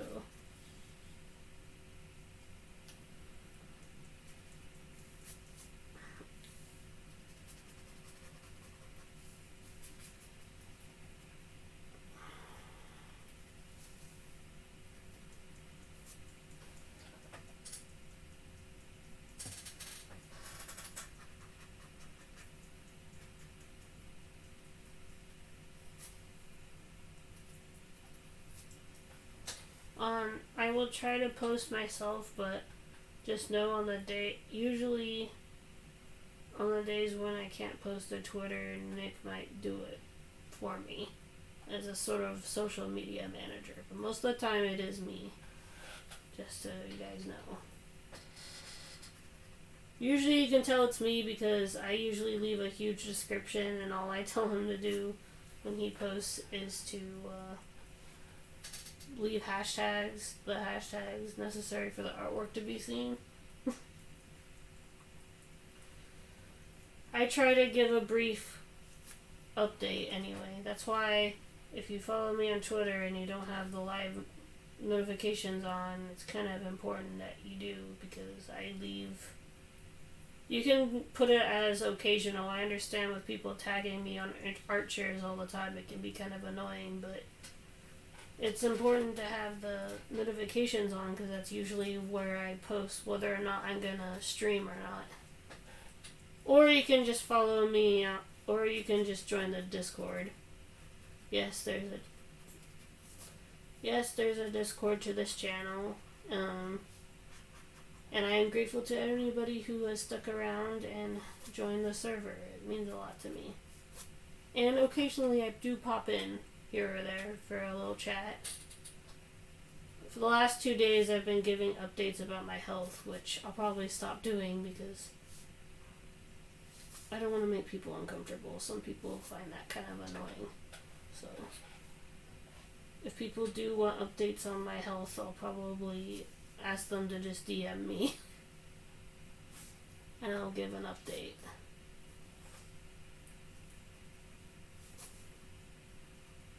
I know I shouldn't care what people think of me, but it's been a problem since I was a little kid. I got bullied a lot. And so I'm kind of sensitive to that kind of thing. Most days I can ignore that anxiety and just stream, but other days sometimes I'm like, oh, I didn't post all this week, they're gonna hate me, when I really shouldn't do that. Just bringing this up to people who feel the same, maybe you feel the same, and just know that you're not alone in that.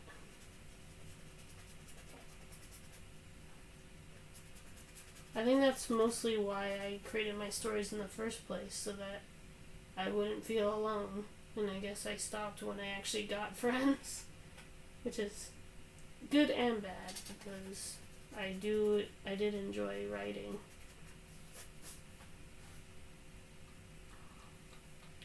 And I want to return to it at some point. I think I'll start by doing short one-shots on my Tumblr, I think. I know I used to write poems in the description of my Instagram, and that's pretty much how far my writing has gone for the past 4 years. In fact, I wrote so many poems in my descriptions I could release a poem book, probably. Probably. Anyway. I thought about it, and to have the poems... have the drawings that it goes with next to it. I think it actually might sell at a con, but I don't know. My instincts, last time I trusted my instincts about an artwork selling, it didn't sell at all.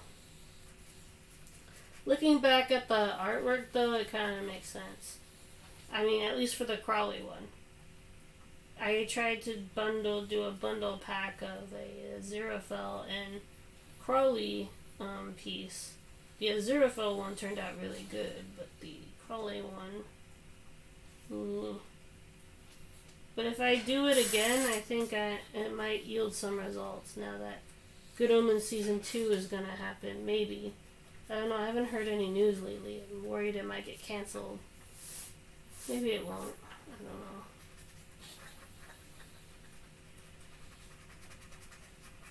I'm hoping for Sandman 2, but at the same time I don't, because then Neil Gaiman will be really busy, and the guy deserves a break too, unless he likes working.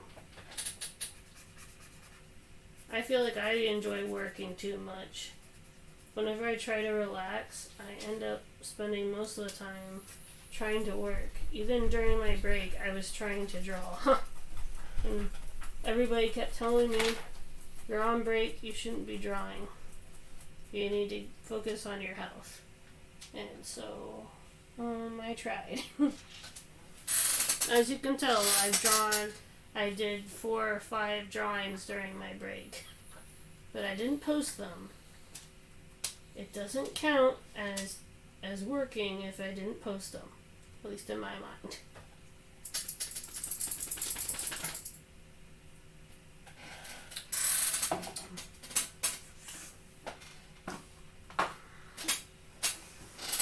So I don't know, I might keep the ADHD hashtag, I might not, I don't know.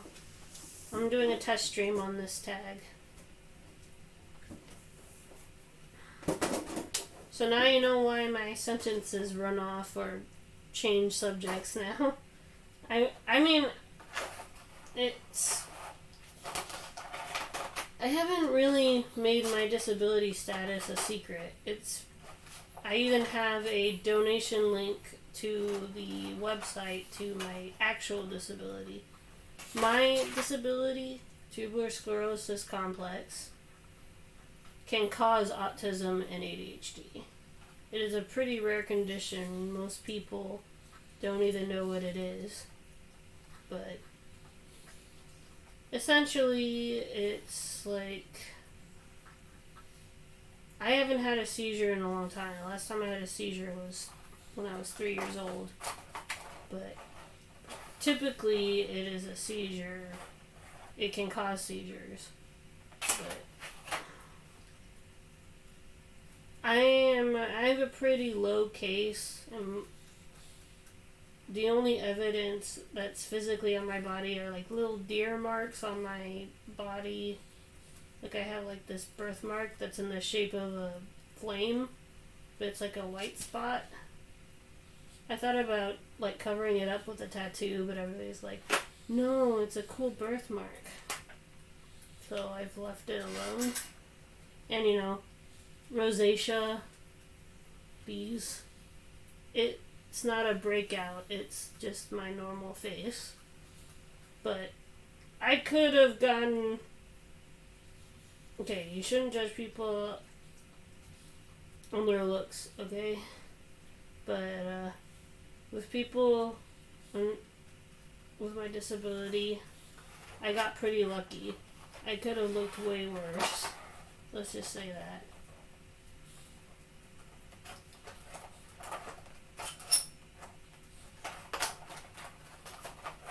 I've had friends and classmates that had Down syndrome and stuff, so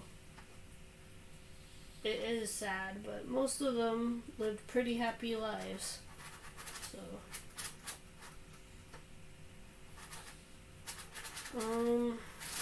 what color was I going for again? See, I was going for a specific oh yeah, black. I was like, what am I doing? That is a senior moment, or I just need to take a nap.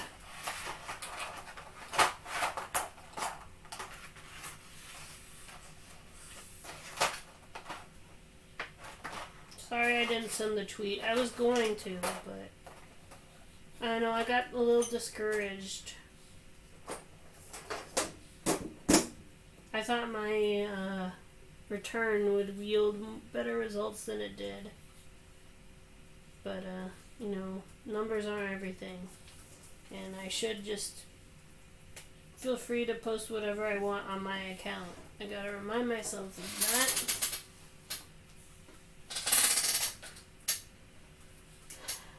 My Twitter is for art and games, damn it. Deal with it.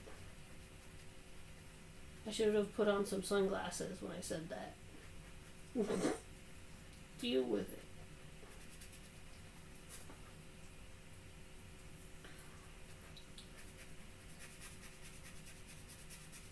I forgot to do the multi-stream. I thought I enabled it. I usually try to enable it before I stream, but I forgot. Don't worry, the next art stream will be on YouTube and Twitch at the same time, like it's always been. So to the YouTube viewers, I'm sorry. But you will get to see it at the same time as the Twitch viewers next time, okay? I'm actually kind of glad, because if this stream turned out bad like it's been the past 2 times, I would have been even more embarrassed, but I'm glad that the stream's actually going well. I think this has been the best art stream that I've had in quite a while. Actually. Well, the art is, quality-wise, is good. My mood is overall chill, for the most part. I know I talk about heavy topics, but that's because I'm an emotional thinker, and I like to talk about the meanings of life and topics that most people probably wouldn't talk about, because I don't feel like it should be taboo. You know? Some of this stuff, like, if you like a show that some other people hate, it's their problem. The problem is them, not you. You know? I've liked most shows that have been on TV, though, so maybe I'm a little biased. I'm not very picky when it comes to entertainment, but some people really, really hold up quality like it's gospel. Sometimes it's good to have some campy fun, you know? I will say, though, that if I were to judge by quality, I think Loki and Moon Knight were really good. Like, really, really good. And I like the fact that Moon Knight wasn't afraid to talk about mental health. And not just about DID either. Like, just general mental health. And I feel like that's why most people didn't like it. It was more emotional / logical than, you know, punchy, kicky thing that most Marvel stuff is, which I'm good with a popcorn flick, you know? But I do like when there's a deeper meaning to what I'm watching, and I feel like movies where Mikey would praise Moon Knight too, maybe. I don't know. I did a marathon on him again because the dude's a genius. Like, how he, like, breaks down movies is really good. I've been wanting to make a movie analysis video for so long. I just don't have good computers or editing software. I only stream on my PC when I'm doing art because my PC isn't good enough to play games on. Not yet, anyway. I hope to do marbles on stream, or I don't know, some more interactive games where the audience can get involved, because I might start playing Rocket League with viewers. Thunder does that sometimes, but she also said that I shouldn't feel pressured to play with people if I don't feel comfortable with it. Which most of the time I don't. But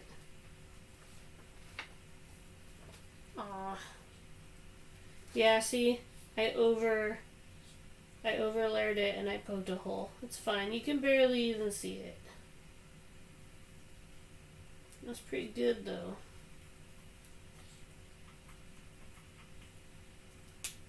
Alright. I think I'm gonna leave the background alone. I might edit the background in Pixar or something. I know I usually like to do like a basic color background, but sometimes it's good to just leave it as a white background so you can edit it. I might do a color background off stream, maybe. It's mostly because I'm fading fast and I need to finish up. I usually do 3 drawings, so sorry. I'm not usually a huge chatterbox, but for some reason on this stream today I'm like blah blah blah blah blah. Normally I'm just sitting here working.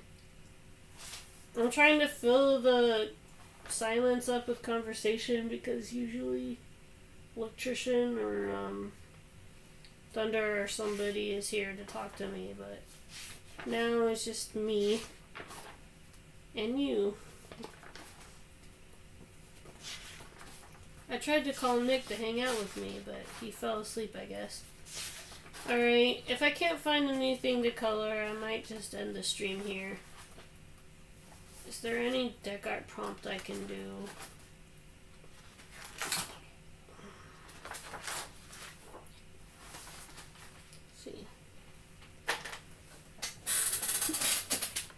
remember, you're just looking at the ticker prompt. You are not checking Twitter. Don't do it. I'm gonna try to set a cutoff point where after 8 p.m. or 9 p.m. I won't check, because I just want my mental health to be, better than it's been.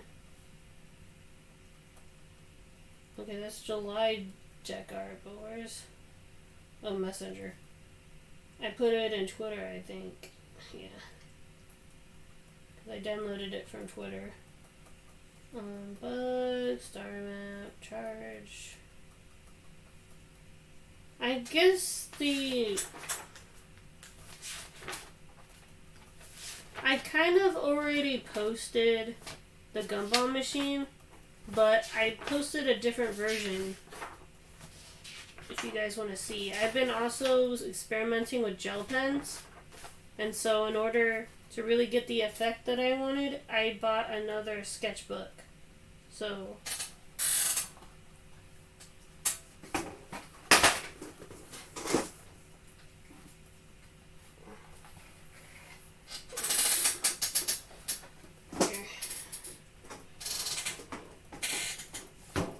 yep, there goes the muscle spasms. I am a huge sugar fanatic, but it seems like every time I eat like fast food or sugary stuff, my body just... I need to eat more vegetables or something. Okay, so here it is. This is the one that I drew with gel pens. And as you can see, it kind of just looks like a whiteboard drawing, but I think it's kind of cool. I do kind of wish that it was a little bit brighter, but that's probably the brand that I chose. Or maybe I just don't know how to shade with gel pens. I think it's because I don't know how to shade with gel pens. And here's a lava lamp. And then this is a crystal cluster with gel pens, but I tried to blend it as best as I can, but yeah. This is actually from my sketchbook. It fell off. I'm still debating whether or not I should post this. My sister said it was cool, so I don't know. I think I messed up on the mouth personally, but I don't know. You know what? Let's try to draw a neon sign. Most neon signs are like just lines, so I think it might be fast and quick. I don't draw on stream very often. Most of the time I'm coloring the art pieces rather than drawing it live. So this is a little bit outside of my comfort zone, but I have drawn on stream before. Just not very often. But since we were taught how to speed draw in animation class, I can do at least a rough sketch pretty fast. I need the white to do the outlines to make it actually look like it's shining. First I gotta look up a neon sign.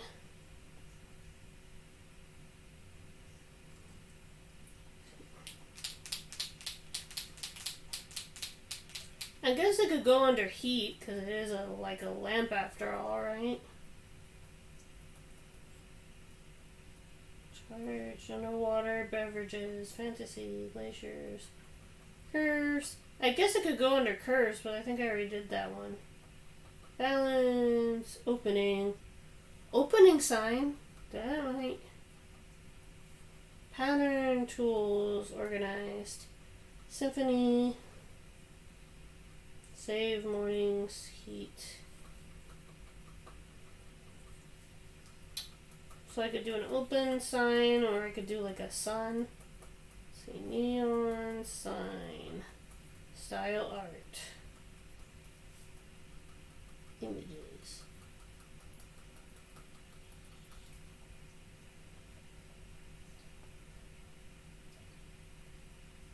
Just getting some inspiration.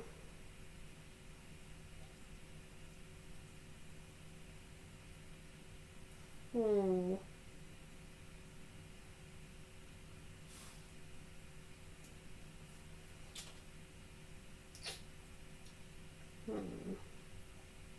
Oh, that Kirby's really cute.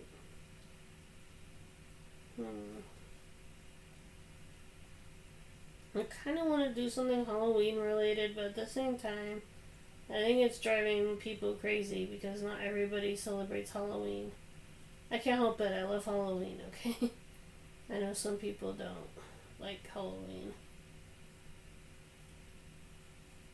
I like it for the costumes and the candy, not for the horror movies, personally. But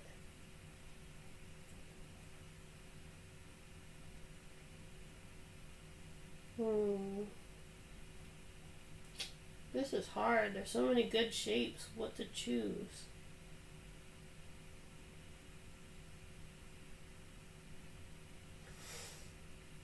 You can actually get some neon sign style art stickers. I got a pack on Amazon. They came in a 280 pack, and I stuck those all over my skateboard. And some of them are fan art. I was actually surprised. Some of them are Marvel, some of them are like Cobra Kai and stuff. I was actually surprised.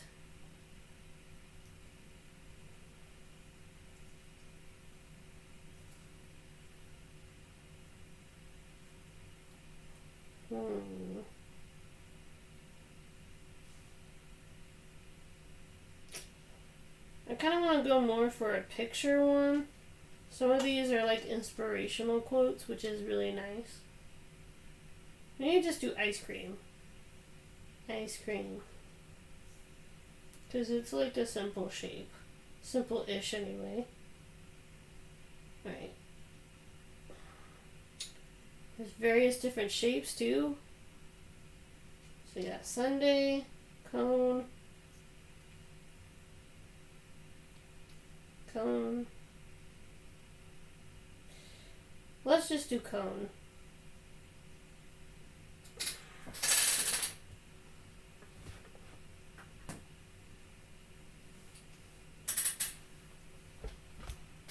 Sorry, I need to push my laptop over a little bit so I can put the reference down. So what color should I do? That's another one. Normally I would take suggestions from the audience, but seeing as I didn't send the tweet, this one's going to be a pretty low-key stream. And that's fine with me. Well, this one says open. And it has the ice cream. That's perfect. Okay. The reference picture has pink, but maybe I should choose a different color. Maybe the lighter green. That one might be good.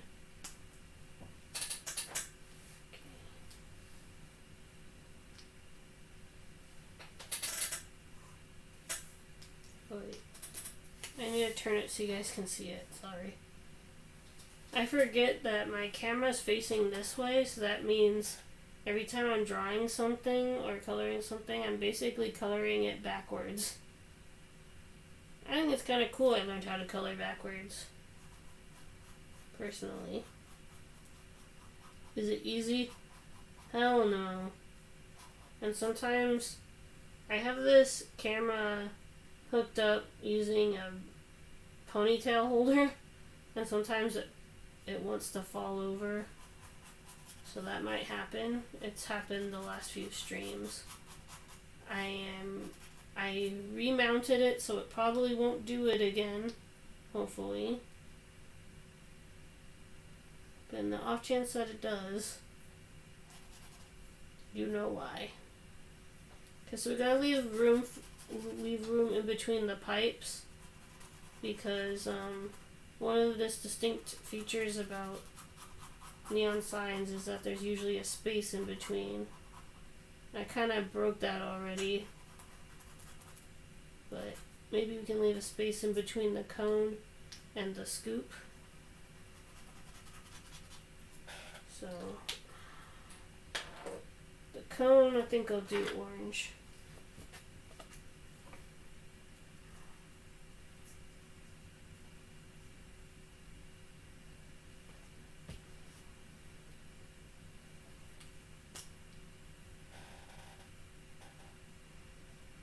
And by the way, I also resubbed to people recently. I don't know what's going on with YouTube, but YouTube had made me unfollow some people, some artists and some gamers and some iceberg people, so I refollowed them recently.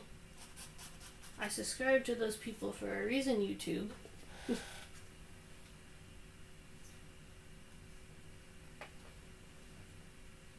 I don't know, sometimes people remove the sub themselves. And I just want to say, if you want to unfollow me, that's fine, but removing the sub is kind of petty to me. I don't know.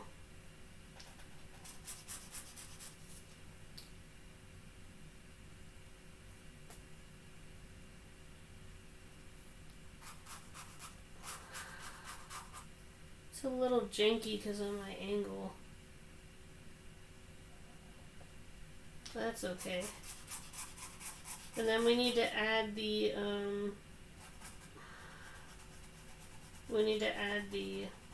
white for the glow to make it look like it's glowing. I mean, it already kind of looks like that already.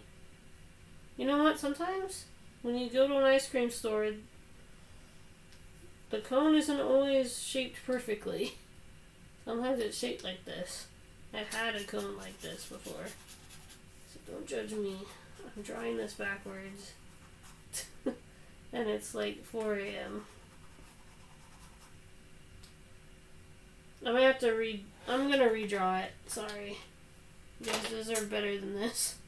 I might turn it into something. I'll try it again. I know I can do better than that. Maybe I could just draw it right side up and then show you guys instead. That might be better. Yeah, I'm just gonna do that.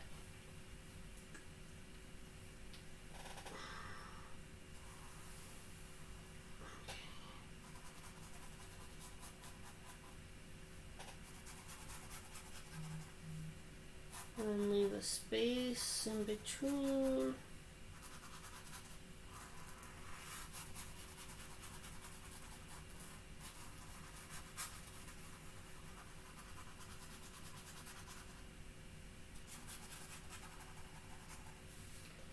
I want a bit of thicker lines this time around the curve so you guys know that it's, you know, relatively ice cream shaped. And then the cone.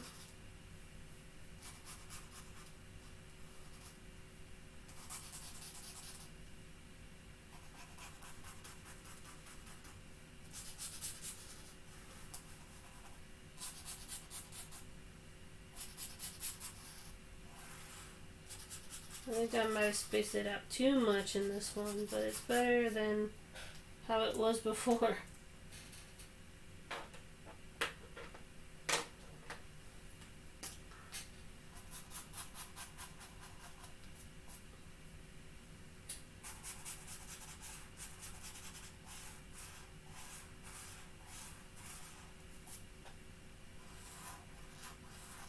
And I think in my reference image there's like a little drop in the middle. Or no, they're little curved things. So like this. In the reference image it's pink and yellow, but I wanted to change the colors so that it's not a direct copy. And I might put I might not do the open sign. I don't know. I might not do the open text. We'll see. It's kind of how it is. It's like a little arches here. There you go. Kind of. For my first neon sign on a black page, it's not too bad. Alright. And then one of them has the open sign in the cone, in the ice cream. Others have it below it. The one I'm looking at is like, it's like, was like directly in the middle of the cone, which I thought is kind of a weird placement. But I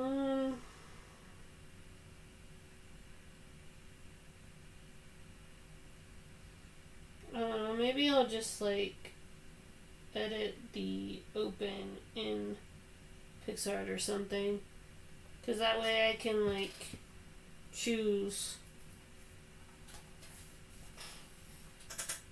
So here it is, and then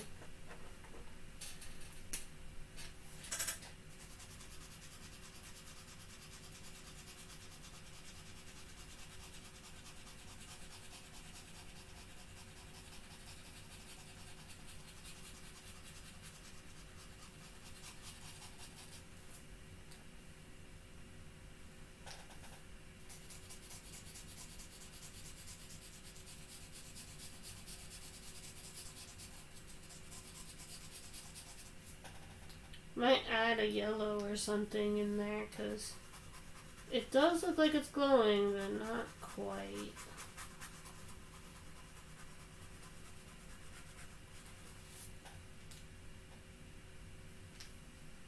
At least not to me. Maybe I'm just being picky.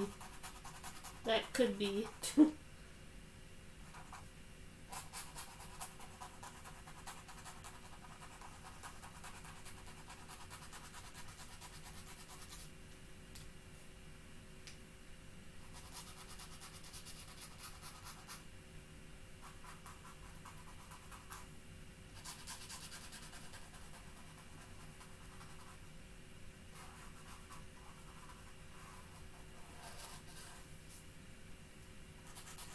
Sometimes the DeckArt prompts repeat, and one of them is often craving, so maybe it might fit under there. Is there anything that a neon ice cream sign would fit under? Jagged glaciers.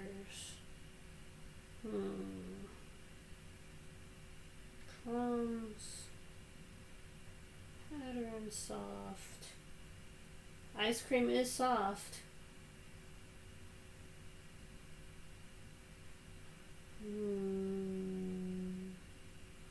No, there's no like food related thing this time around. That's actually surprising. I guess if you wanted to, you could do like coffee for heat or something.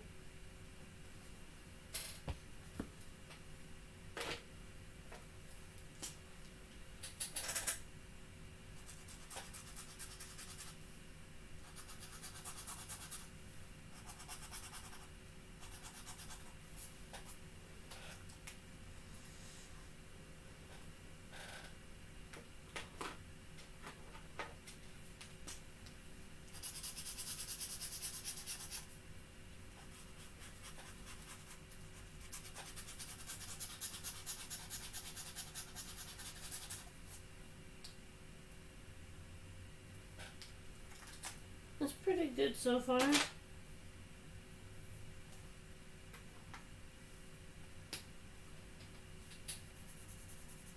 I forgot. It's a black background, so I need to use a gel pen if I'm gonna fill it in. Most of them aren't filled in anyway, so if I don't want to break the illusion of a neon sign, probably best not to fill it in.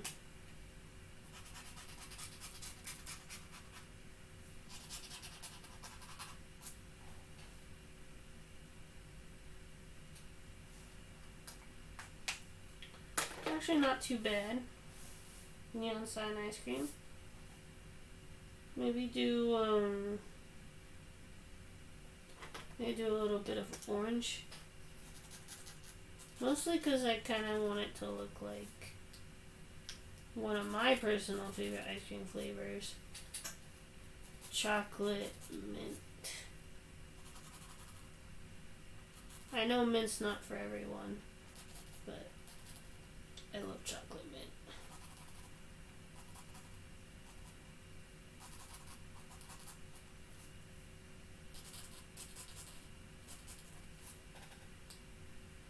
Oh yeah, that looks great. I feel like that's what it needed. Add some pizzazz. That really does look like ice cream. Alright.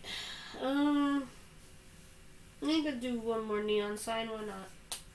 If you guys like this, I might make it a thing. I don't know. I need to practice a bit more. The glow effect is kinda... We did ice cream, so let's do the opposite of that. Let's do coffee or something. Coffee would be good for heat. Because most people like to take their coffee hot. But I like iced coffee too. Neon sign. Coffee. Or tea. Coffee.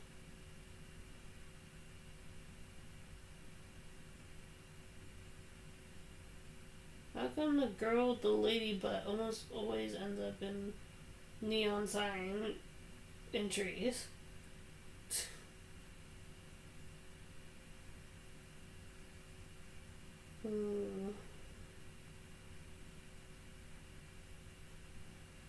Some are just a cup, others are texts, like coffee time, coffee. That's a tea kettle. How is that coffee?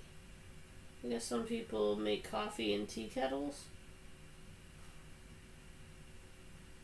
Pizza. I think I already did that though. When boba's not hot, boba is cold. But it's good to know what neon sign boba looks like. In case I want to draw that.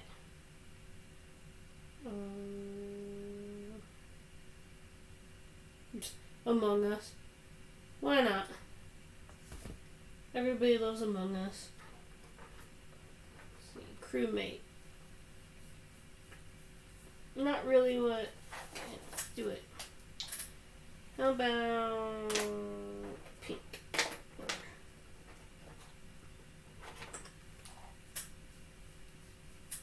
I think I might do orange again for this one. The reference is yellow, but like I said, I'm trying to be different. Should I add one of the little toppers maybe? Nah, that might make it too complicated. Hold on, let me see. Maybe someone already did it. Neon sign Among Us.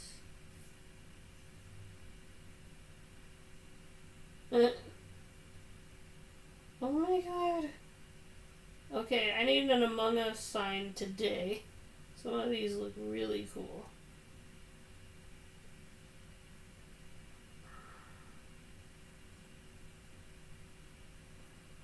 Though I think I'm more likely to get a neon sign that has my custom channel logo or name first. And put it on this wall over here or something. Be cool.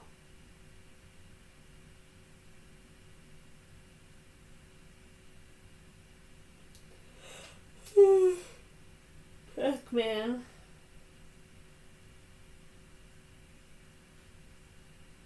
Oh, here's a pink one.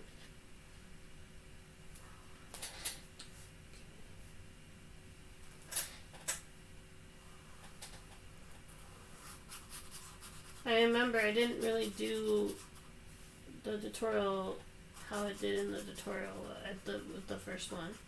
I'm supposed to, the lines are supposed to be thick, but I'm also supposed to leave room in between, which is challenging to me because normally I am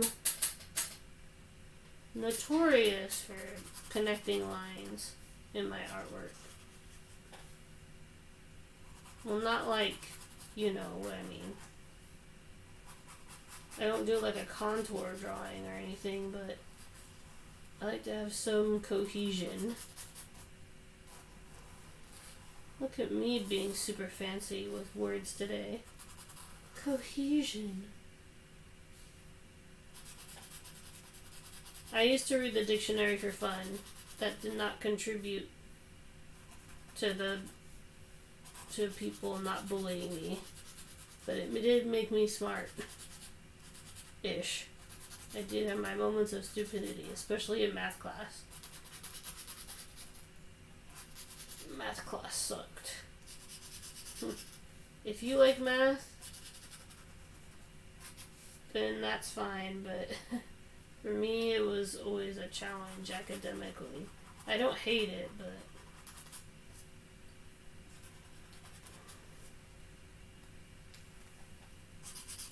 I also was not looking forward to it when I'd go into class, that's for sure.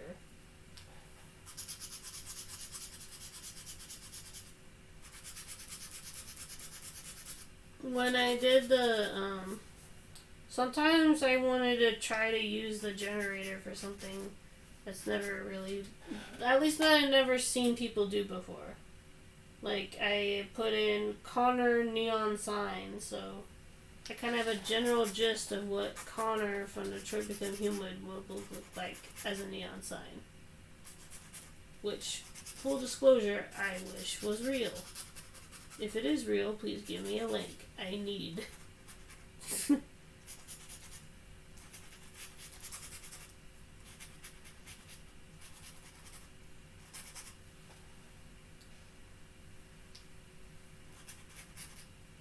on.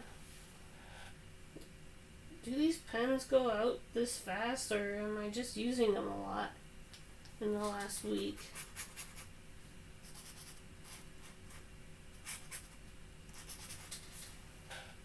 Guess I never really thought about how much I was using them.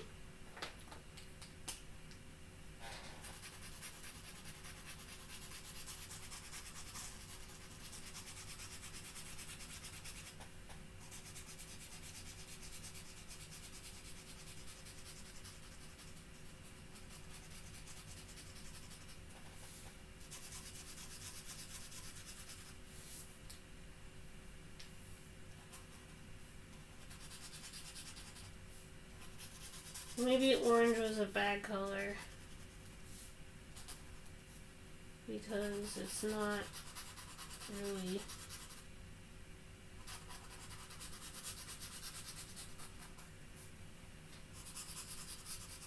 I guess I have been streaming for a while. Dang, 3 hours.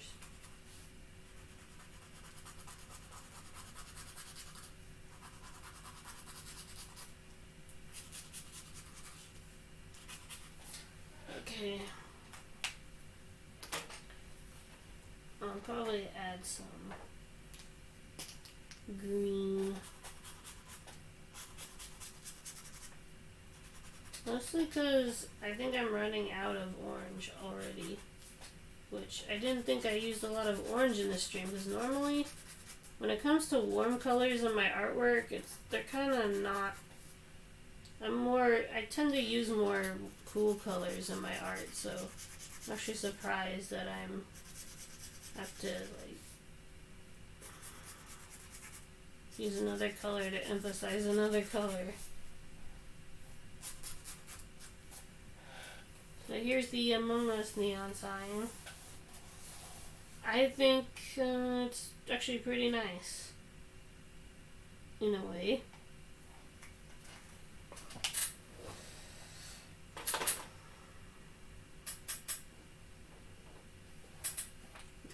Maybe I should use pink. Yeah, there we go. That's a little bit brighter.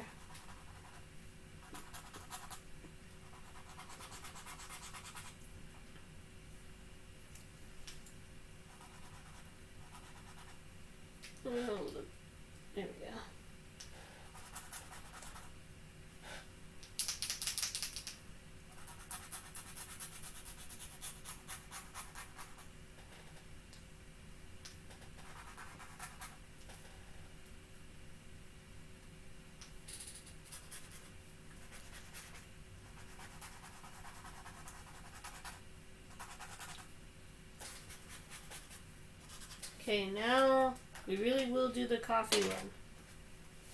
And then I'll end it, because I don't really got much. I'm going to discard the rejected ice cream one.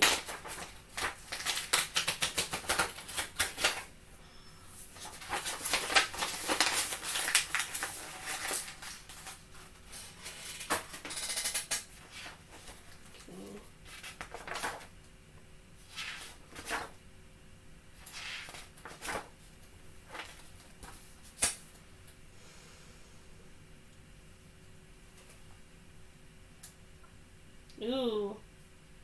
Bone hand. Rock on. That's pretty cool. I kind of want to make my own original signs too. I don't want to just draw ones that I see on Pinterest. I want to actually like draw my own design at some point. But this is just an exercise to see if I can do it, you know? Some shapes I might not be able to pull off on the first go around. So there's a coffee inside of a coffee machine. That's a bit too complex for my first time doing the coffee one. I do like this one. Okay, I'm probably going to do blue for this one.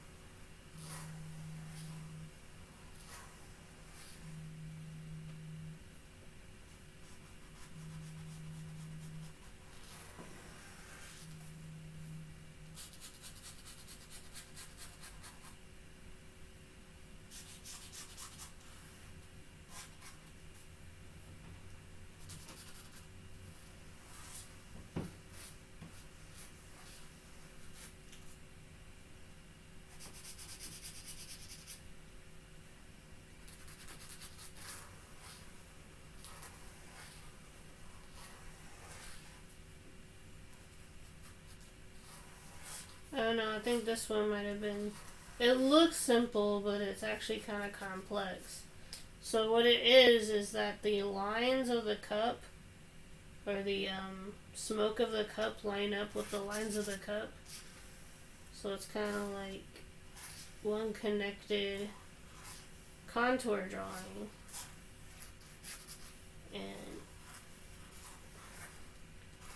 And I kind of pulled it off. Here, I'll show you.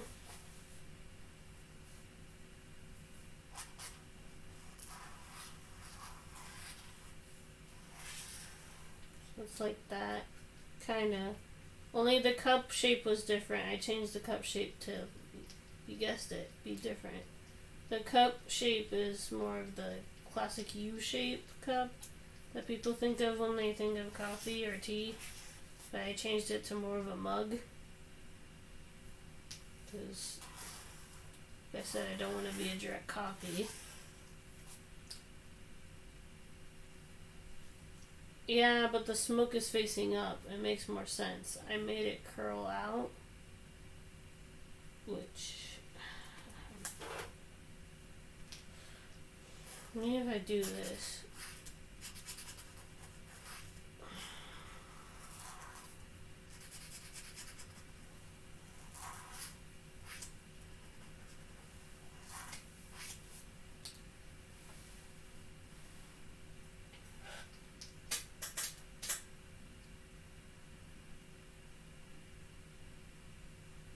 yeah, that kind of works. Happy accidents. Okay.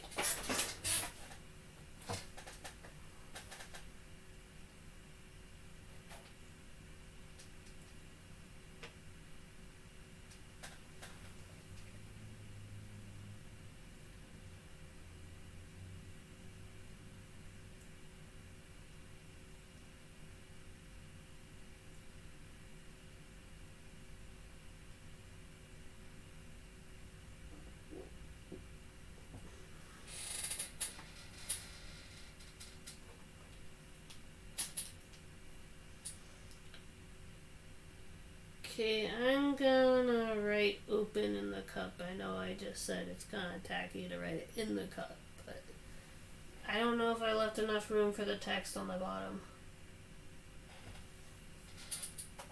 So we're just gonna go, oh.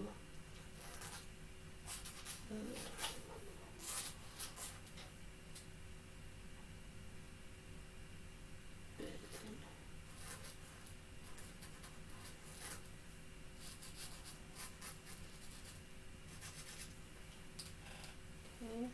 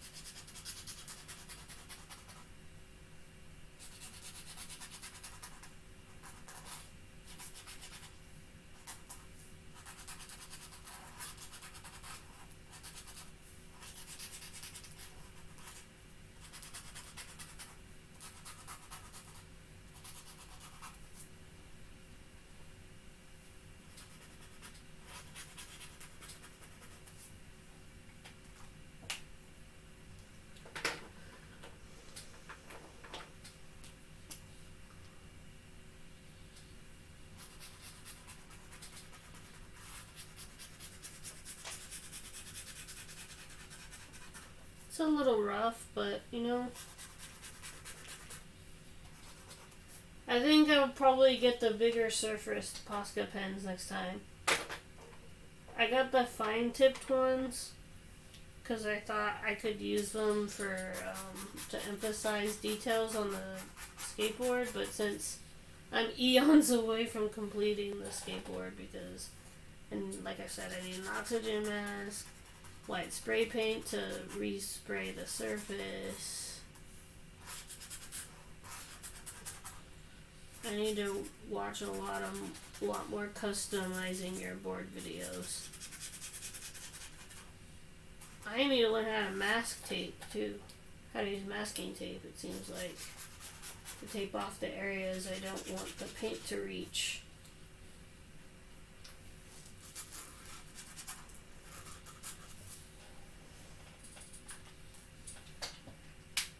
That's actually kind of nice. I love it. And I can do my signature. The other ones I don't think I could do. Did I add the lines? Some of them add like little line with the open.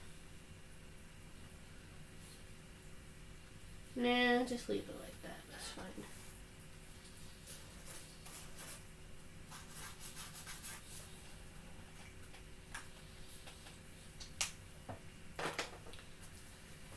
And here is that concludes our neon sign segment. I think.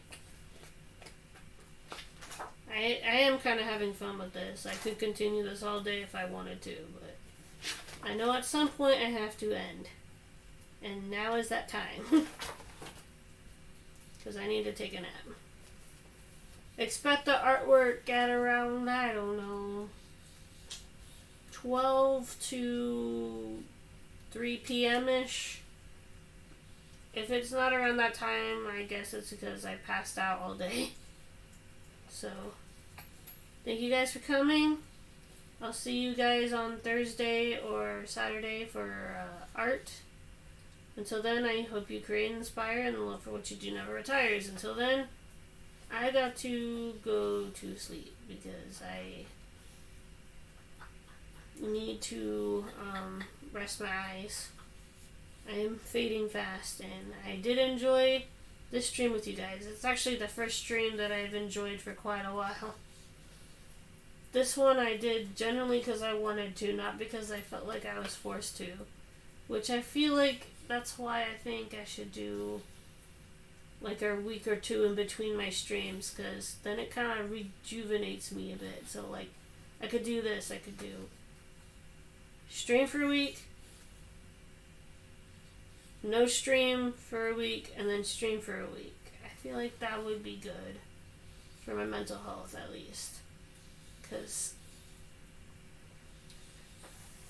pressuring myself to stream weekly just, I don't know.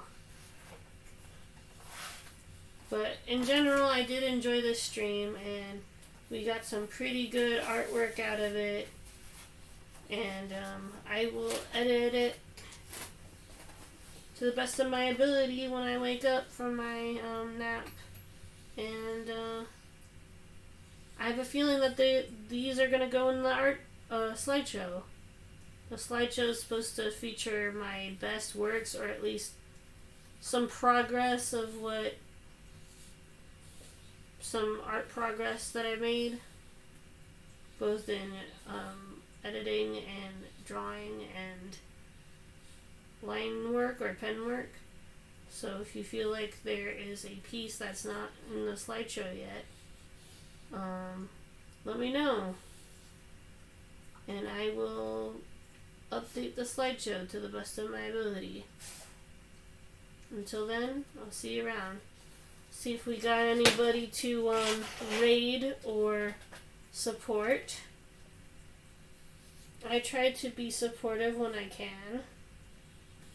So, let's see who's online that we can sneak up on.